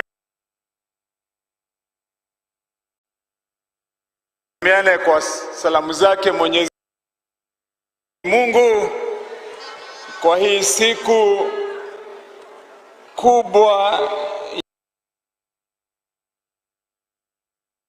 ya maana kwetu na ya kifahari. Lakini kabla sijasema mawili na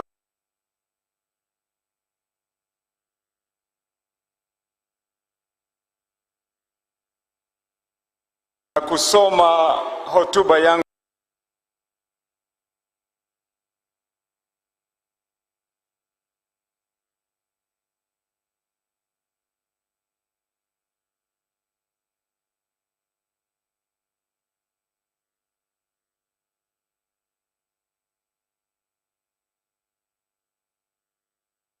kama gavana wa Kiambu,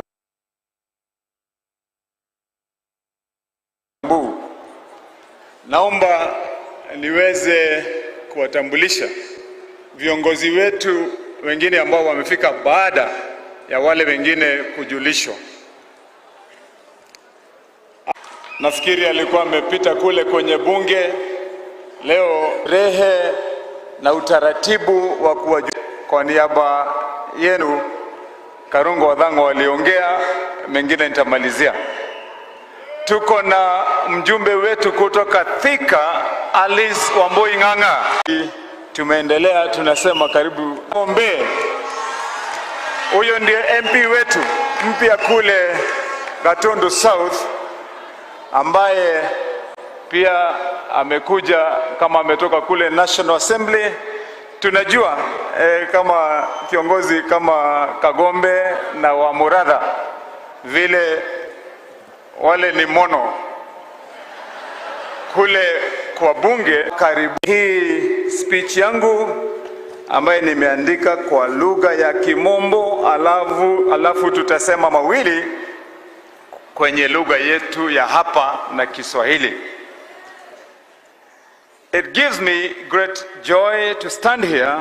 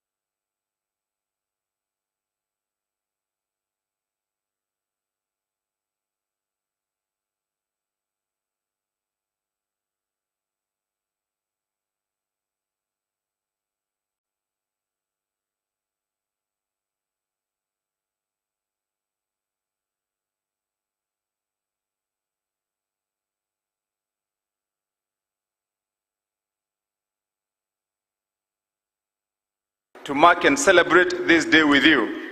Kiambu, this journey, Gige Market, to working as the people's servant as senator for 2 terms.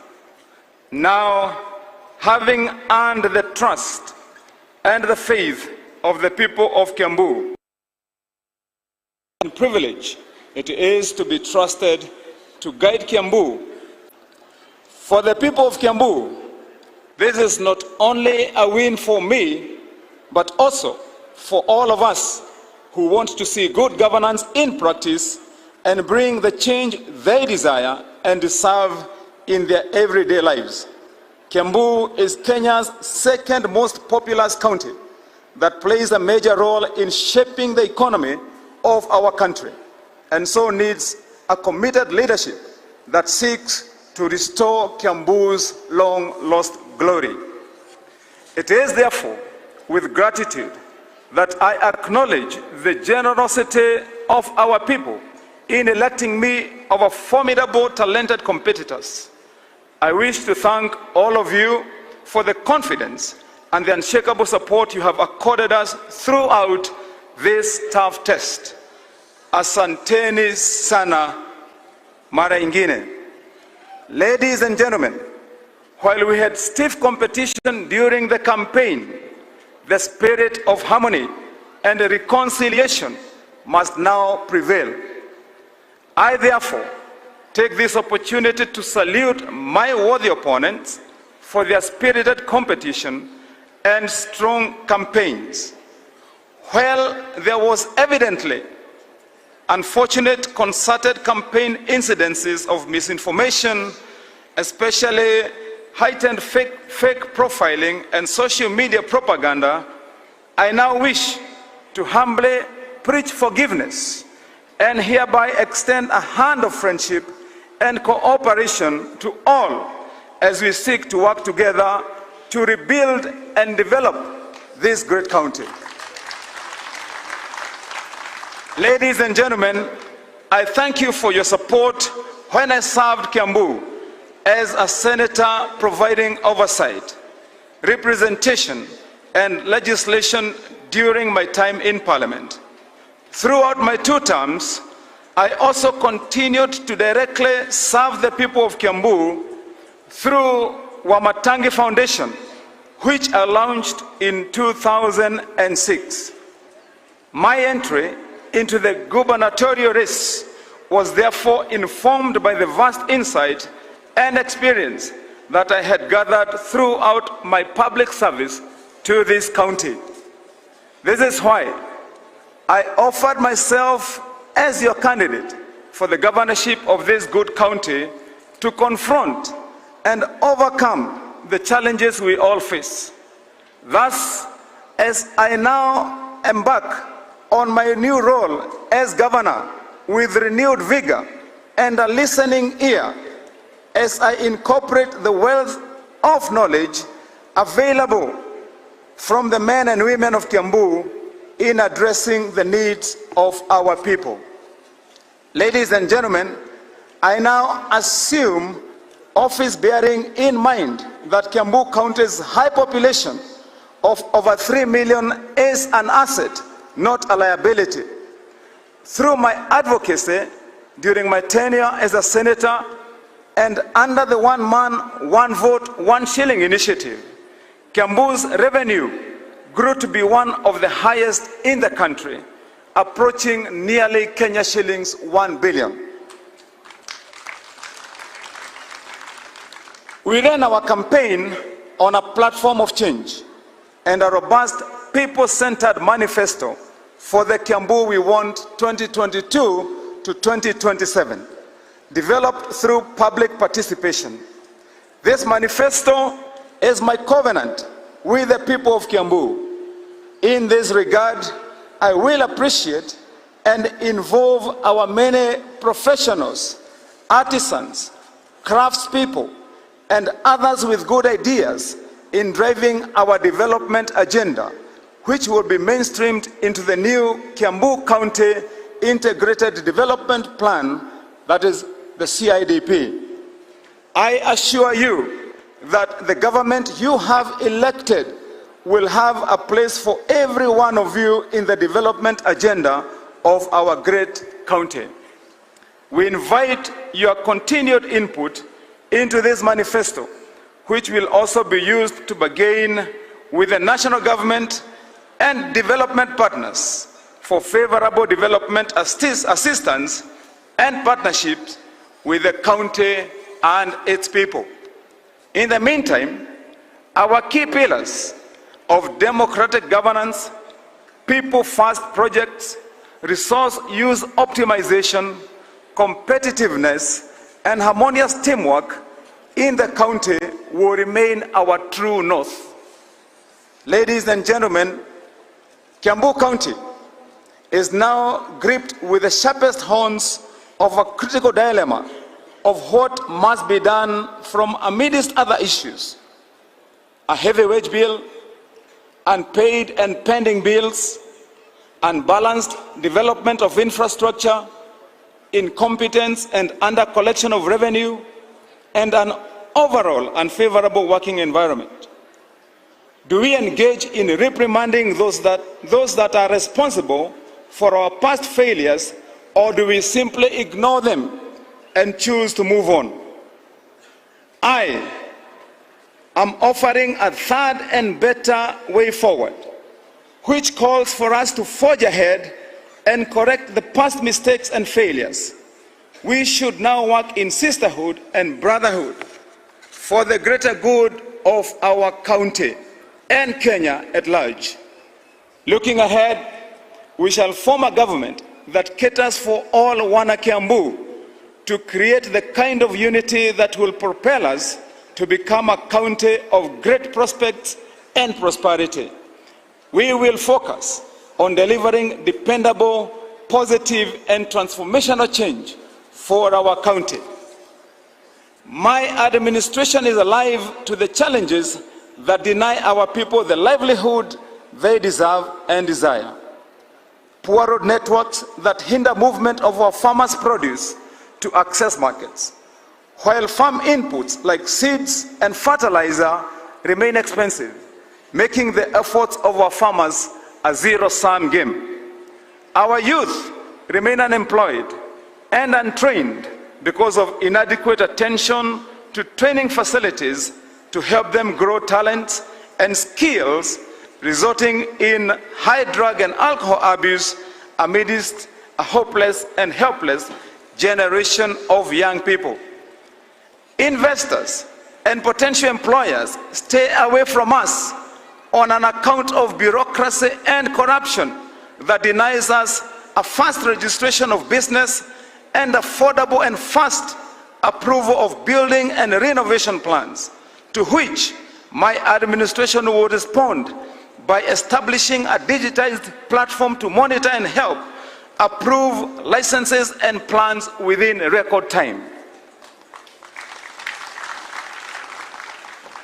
We shall work to clean up all service delivery sectors and completely eliminate corruption for us to grow a strong local economy with sustainable growth.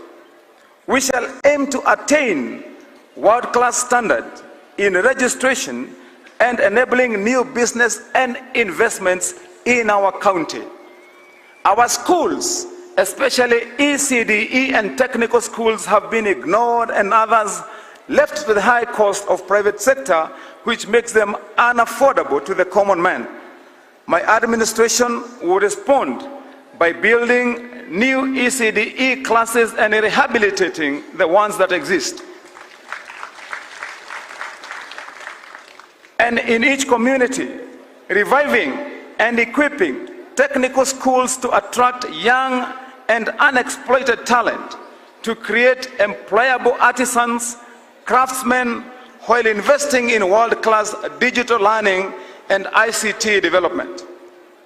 We shall cooperate with national government and the private sector to realize the initial 100% intake of new enrollments in our institutions of learning, since education is the firm foundation for development.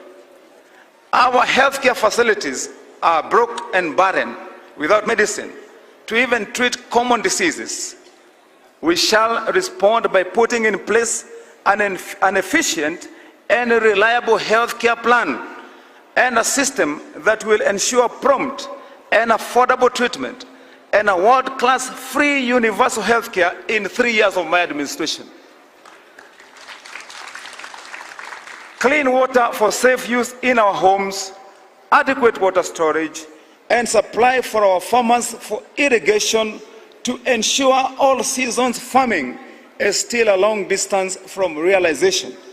We shall respond by putting in place strategic water storage and harvesting means, while ensuring clean water, clean piped water to all homes in Kiambu within 3 years. Ladies and gentlemen, these undertakings require commitment and dedication to the cause of true change. My administration will be the change that we all desire and deserve.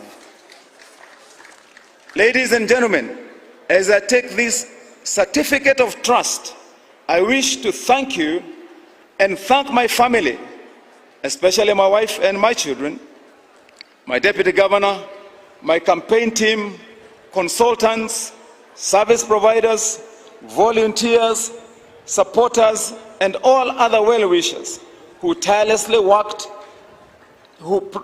provided their work, talent, and unending support to help us achieve this electoral victory. A special place in my heart is also reserved for the entire UDA party fraternity, the newly elected senator, women representative, or members of parliament, and members of County Assembly of Kiambu. I also wish to thank the entire UDA team, both local and national, who fought this battle like no other. And the full credit of this goes to our President-elect of the Republic of Kenya, His Excellency, Dr. William Samoei Ruto. Asante sana na hongera la Rais Mteule. I also thank the Almighty God and the people of Kiambu for their love and support. As a renowned British journalist and author, Duncan Campbell reminds us, there is no easy way to victory. The highest values in life must be fought for and won. Ladies and gentlemen, I urge you to continue praying for peace and prosperity in Kiambu County and our nation at large. I therefore call for your continued support in our joint mission and vision to make Kiambu great again. God bless the people of Kiambu, God bless all Kenyans, and God bless our county and our nation. Asanteni.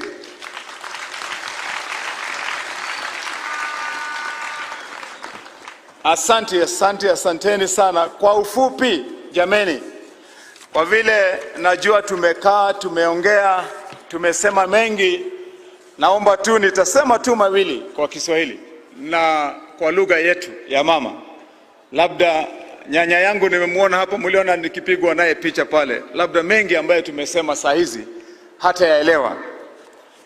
Na nataka nianze kwa kutoa shukrani zangu kwenu nyinyi wana Kiambu ambao mulijitokeza na mkaamua mara hii tutapata uchaguzi ambao ni wa amani na ambao umetuletea viongozi wapya ambao mimi najua tumejitolea kubadilisha hii kaunti ya Kiambu.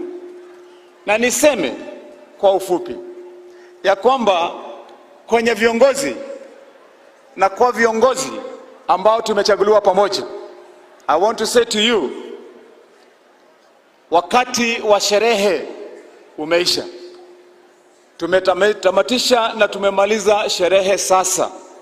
Mimi nataka niwakumbuze viongozi wenzangu ya kwamba sasa kazi inaanza.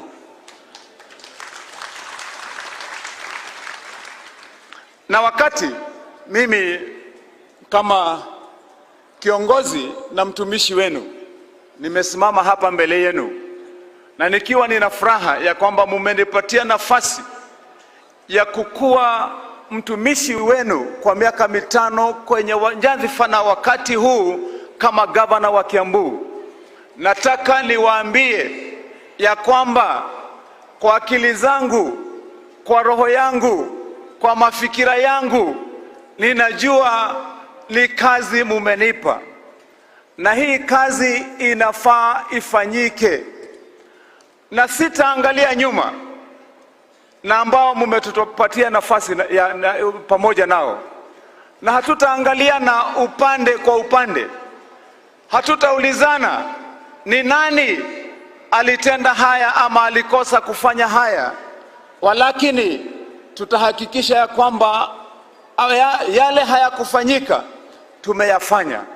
Na niwaambie wana Kiambu, mimi kama seneta ambaye alihudumu kwa miaka ile mlinipa 10, mimi nimepata uzoefu, nimepata ujuzi, na ninaelewa zile shida ambazo sisi wana Kiambu tuko nazo. Na najua yale tunafaa kuwa tumeyatenda mpaka siku ya leo. Ndio mwana Kiambu pahali alipo ajue ya kwamba kupiga mstari na kwenda kupiga kura yake kuchagua kiongozi sio kazi ya bure. Mumetuchagua ndio sisi tuwahudumie. Nataka niwaambie kama gavana ambaye mumempatia nyadhifa na hii kazi, tushirikiane na hao viongozi ya kwamba sisi tutafanya kazi pamoja. Hawa viongozi mimi nitawasihi, nitawaita, nitawaalika tuwe na vikao pamoja na nyinyi ambao ni viongozi wa aina tofauti kwenye Kiambu yetu. Sisi hapa tuko na wachungaji ambao ni viongozi wetu kule kwenye makanisa. Tuko na wanabiashara wengi hapa ambao wameshikilia kaunti ya Kiambu kwa njia nyingi.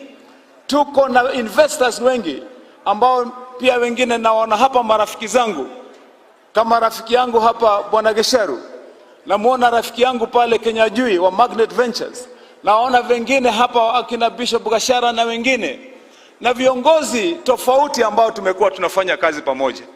Kwa hivyo itakuwa ni kujidanganya tukifikiria ya kwamba sisi ambao tumesimama hapa mbele ndio viongozi peke yetu, ila ile kitu tumepata ni nafasi ya kushikilia mahitaji na mapenzi ya wana Kiambu.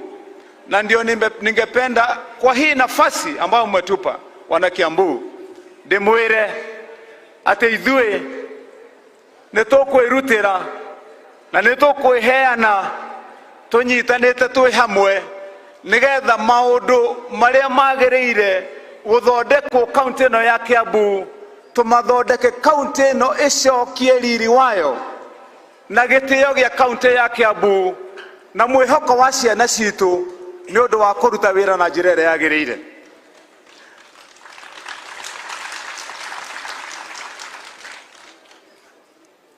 Nĩtũĩ kwĩna mathĩna maingĩ, najua tuna shida nyingi hapa kwenye hii kaunti ya Kiambu. Tuko na wawekezaji, tuko na wanabiashara, tuko na wamama na vijana, tuko na wazee ambao kwa miaka 10 zimepita mulipatiwa kazi na serikali ya kaunti na mkaambiwa muende mfanye huduma zenu, mkapatiwa tenders, mkaambiwa mtalipwa. Walakini kwa makosa yaliyotokea hii kaunti ya Kiambu kwa sasa, vile mimi nachukua nyadhifa ya kuwa governor, kaunti iko na pending bills ama pesa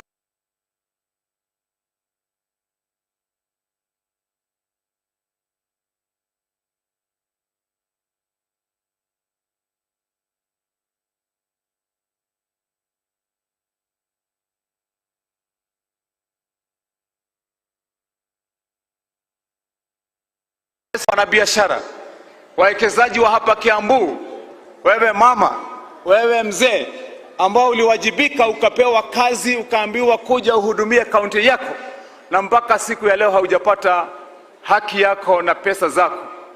Hii serikali ambayo umechagua siku ya leo na kunipa nyadhifa kama governor na vio tulio nao hapa, ndani ya mwaka mmoja ambao sisi tutakuwa tumekaa kwenye ofisi, tutahakikisha ya kwamba pesa zenu zimelipwa. Nitawaita tukiwa na hawa viongozi, tutaongea pamoja na tutatafuta njia ya kuhakikisha ya kwamba haki yako, pesa zako, na nikisema hivyo nasema nikiwa nina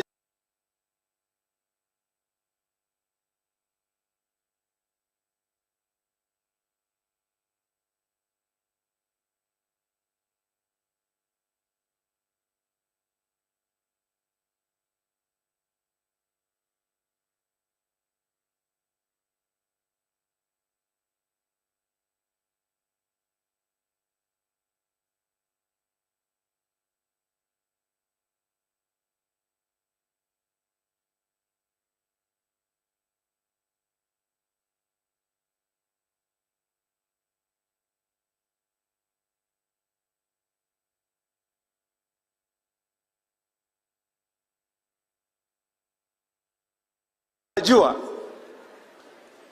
when I have been senator, kuna ile bwana yake amekufa na ugonjwa wa serikali wa sukari.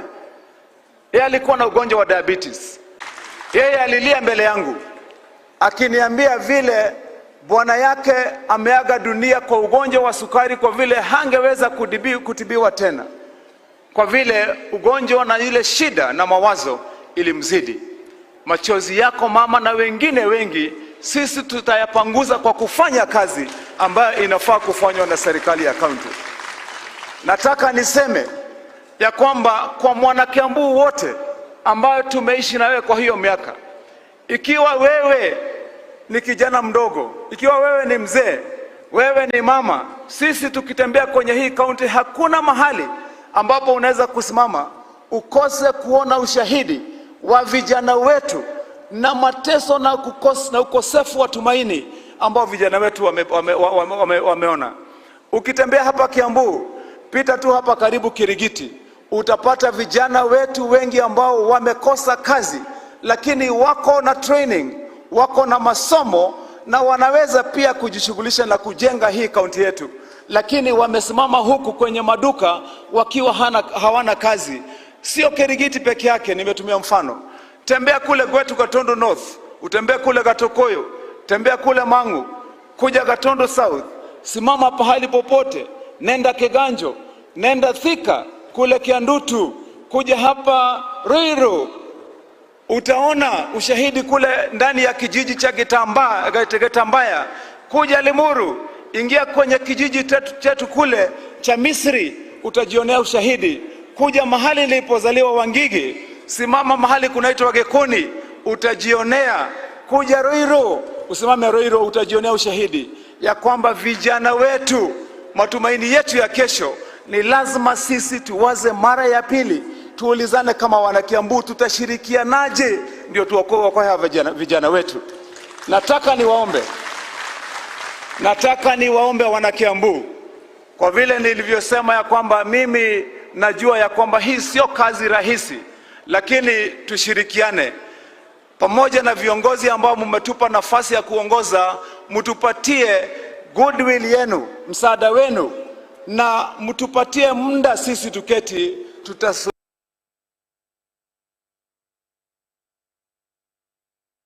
tutasuluhisha hao vijana wetu. Tutapanga vile nilivyosema kwa hayo maongeo yangu ya main speech. Tutahakikisha mashule yetu tumeunda. Mimi wawekezaji wengi ama investors walikuja kwangu nikiwa bunge ya Senate. Nakumbuka investor mmoja alikuja akaniambia yeye ametoka kule Ulaya akiwa na zaidi ya dola milioni 160. Alikuwa anakuja anatafuta mahali pa kujenga hoteli ya kifahari hapa kwetu kaunti ya Kiambu. Akaniuliza, Wamatangi, kwa vile wewe ndio senator wa Kiambu, utanisaidiaje? Mimi nimezunguka kwenye hii kaunti yako zaidi ya miezi 6 nikiwa ninatafuta jinsi ya kuwekeza hizi pesa hapa kwenye kaunti yako, lakini viongozi ambao wako kwenye serikali yako kila wakati nikiwaendea wananiambia lazima nitafute nitoe 10% ndio waweze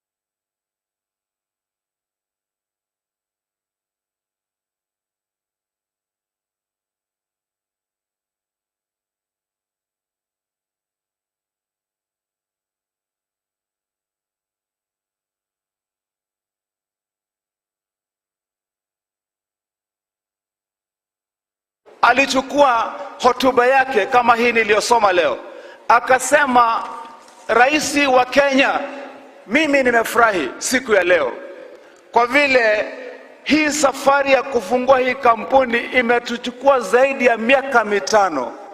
Kwa vile tulipokuja mara ya kwanza tulikatazwa, na hatukukatazwa kwa kukosa pesa ama kwa kukosa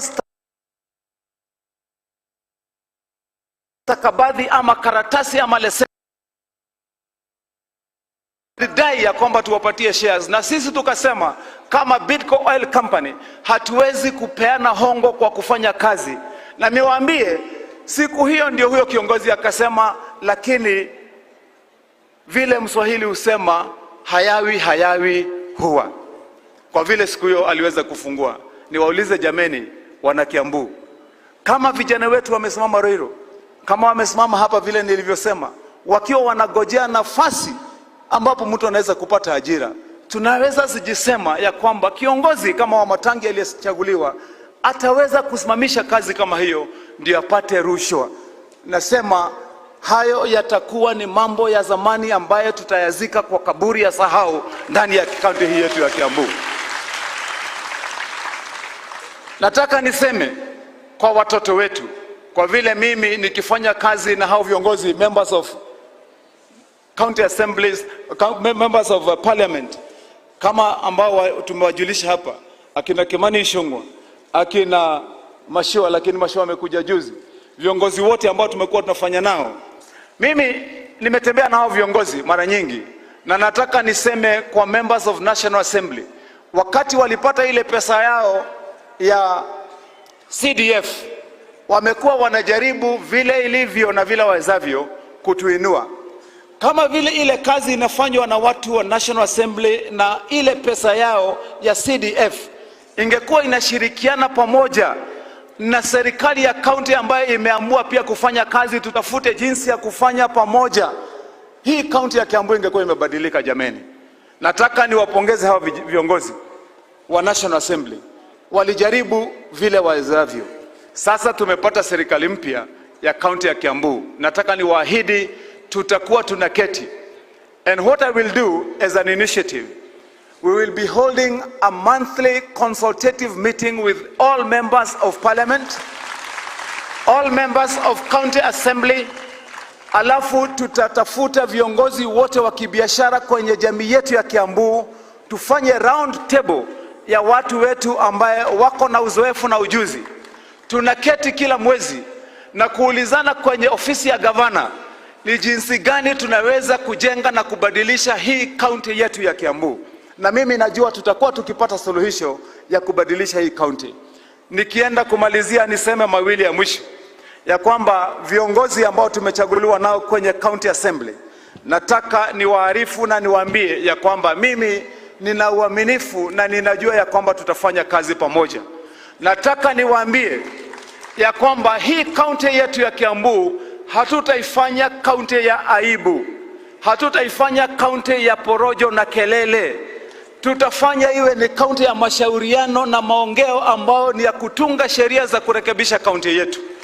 Nitawashikilia, nitawasaidia, nitawapatia uongozi ufaao ndio sisi tutengeneze sheria ambazo zinazofaa.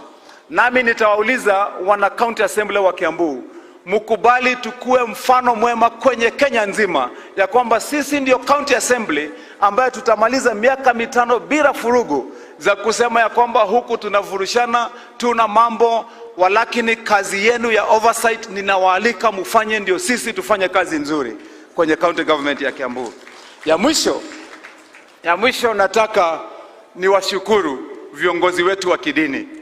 Niwaambie nyinyi pia mumekuwa pila ambaye imesimama na sisi kwenye community yetu. Nataka niwashukuru na niwatambue viongozi wetu wa kidini. Wakati kumekuwa kungumu, nyinyi mumesimama hapo katikati na kutupatia mawaidha na uarifu mzuri. Sisi tutaketi na nyinyi kama viongozi wa kidini pamoja, na mimi nitatengeneza a religious council ambaye tutakuwa tunakaa nao pia nikiwa governor wa Kiambu. Kwa vile najua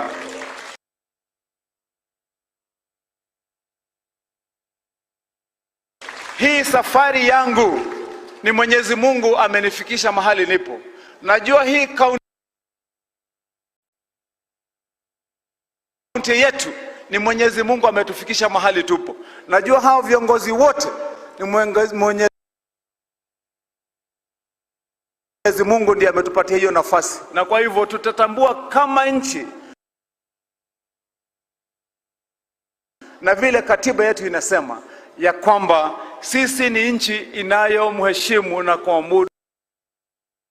kumwabudu Mwenyezi Mungu. Na kwa hivyo tutakuwa tunaketi, hata imam wetu, nataka nikuambie, na jamii yote yako tutakualika uwe unakaa na sisi kwa hiyo religious council, ndio tuweze kutafuta jinsi ambaye kila mwana Kiambu atakuwa anatambuliwa. Adoito gerekia demuire ithwe newera twathi newera mwatuhe na nitweruteire kuruta wira ucio. Tukumuria mutunyitirire na tutire handu oro na hamwe tukumuhingisha na tutikucianyu ni akumutungatira na andu aingi itangihota kugweta umwe kwa umwe no inyuothe ni ngwenda kumucokeria ngatho ni mututeithĩtie ikinya inene na niwaambie siku ya leo muthenya uyu wa umuthi ni tuli mwitaga tutakuwa tukiwaita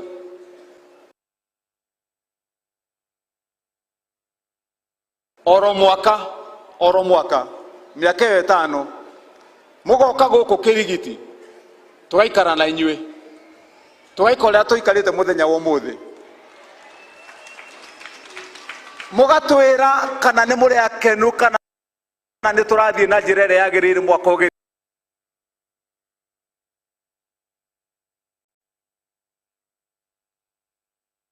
thira na ũrĩa mwatwĩra mũrenda tũthondeke nĩguo tũrĩthondekaga na ũrĩa mwenda tũrũnge nĩguo tũrĩrũngaga no tũtikũgonyora nĩgetha tũkamwetagĩrĩra mũtwĩre tũke tũrũnge nĩ tũkũruta wĩra na njĩra ĩrĩa yagĩrĩire andũ a Kiambu Ngai twamwĩke wega nĩ ngũhoya thĩinĩ wa kaunti ĩno itũ ya Kiambu tũnyitane na bũrũri wothe nĩgetha ona ithuĩ tũhoere tukue na amani.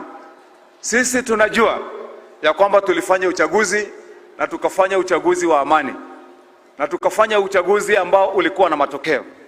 Sisi tunasema kwa vile kuna jinsi za kisheria na kuna wengine ambao wameamua kutafuta suluhisho kwenye sheria, sisi tuweke amani.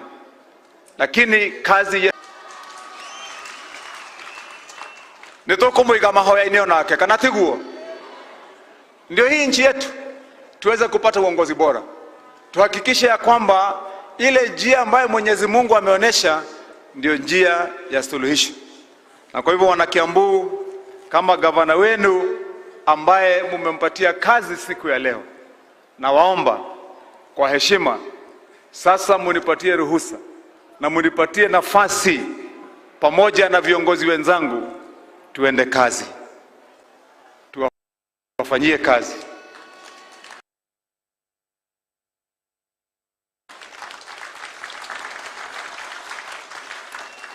Scorecard yetu nyinyi muiweke kila mahali, mkituona toa scorecard, sema scorecard yenu iko hivi na sisi tutarekebisha. Ngai twamwĩke wega amumenyerere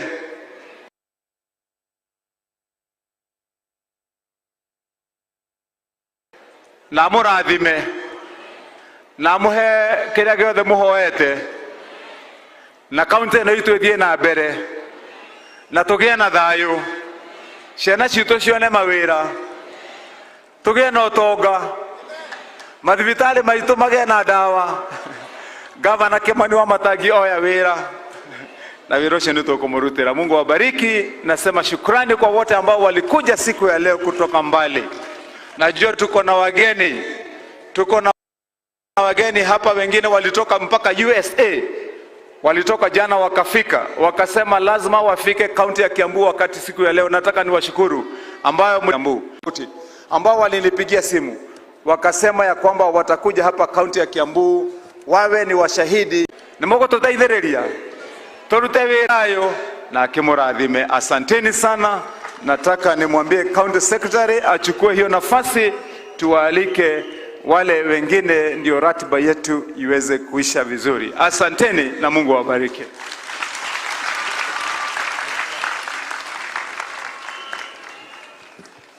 Thank you.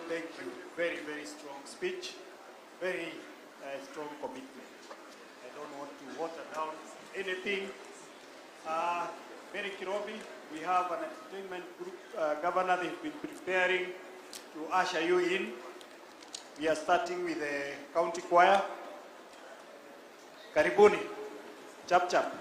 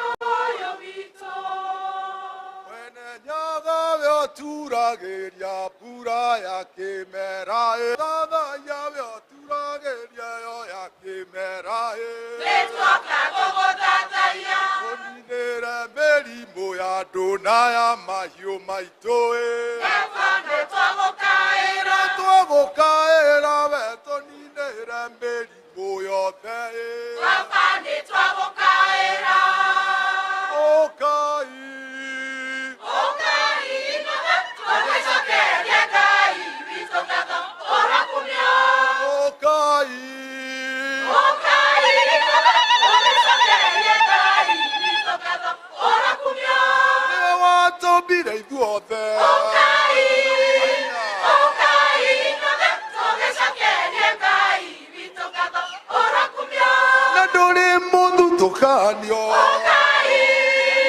Ũkai tũgĩcokeria Ngai witũ ngatho ũrakumio Kenya nĩ itũ Kenya nĩ itũ Kenya nĩ itũ tũmĩikarage gũthutũkanio tũtige gũthutũkania iruka rĩothe tũrĩa Kenya Tũrĩa nyũmba ĩmwe tũrĩa nyũmba ĩmwe tũrĩa nyũmba ĩmwe kuma rĩrĩa gĩtũmire haĩ wanyũka gũgũcokeria ngatho Kenya Ngai Twĩ haha twĩna gĩkeno nĩ gũtũhe atongoria rĩtwa rĩaku rĩrogocwo twĩ haha twĩna gĩkeno nĩ gũtũhe atongoria rĩtwa rĩaku rĩrogocwo Twĩ haha twĩna gĩkeno nĩ gũtũhe atongoria rĩtwa rĩaku rĩrogocwo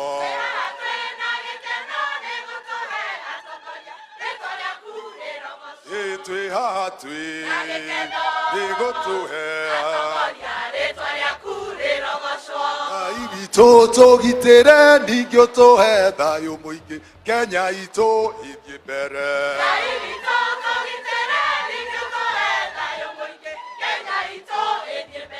Ngai witũ tũgitĩre ningĩ ũtũhe thayũ mũingĩ Kenya itũ ĩthiĩ mbere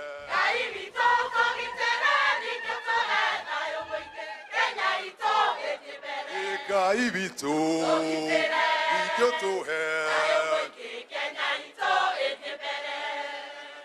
Ĩkaĩ mũrĩmo ũrĩa ĩkaĩ kuoneka atĩa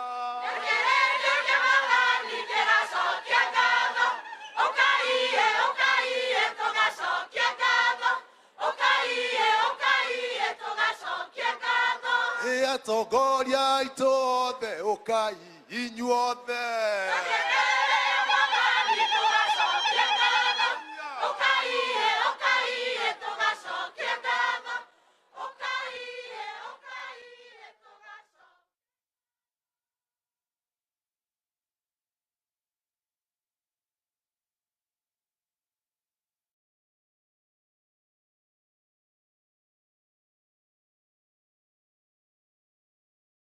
Are you looking to grow your business? CAC TV offers you a variety of advertising opportunities to suit your budget. Advertise with us today and reach your potential customers countrywide. For more information, email us on sales@cactv.org or call 011 00 90 647. Choose life that you may love the Lord your God. If you delight yourself in the Lord, He will make you fruitful in whatever season you are in. Listen to His voice and hold fast to Him. That as disciples ourselves, we're being invited to be transformed more fully every single day. In our walk with God, let us know that we are assured victory in every battle. For the Lord is your life. Live a pure life. Are you living a righteous life before the Lord? It is possible. People are wondering, can you do without corruption? Yes, I can stand and say it is possible to do without corruption. Don't miss season 2 of the evening epilogue every day at 9:30 p.m. only on CAC TV.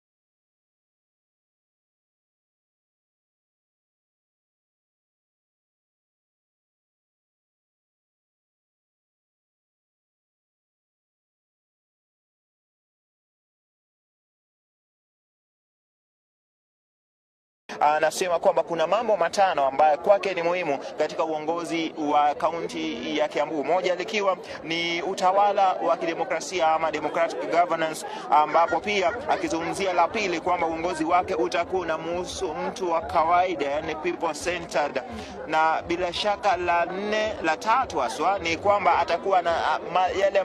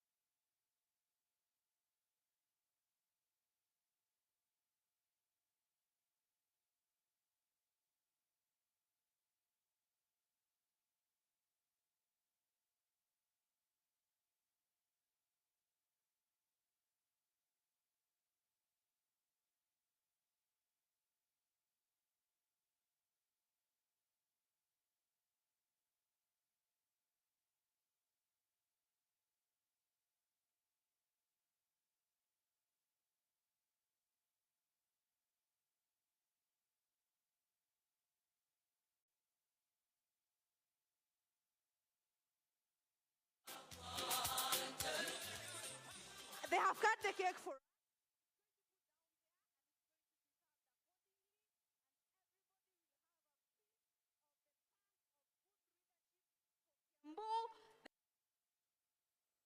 the change we can believe in.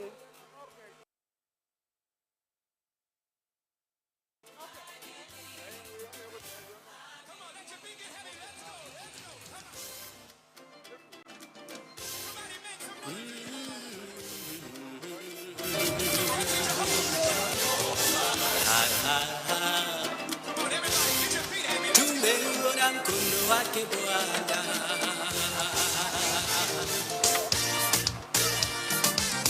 mengi mazuri tumeyaona, Mungu umetenda, ni kweli wewe muweza.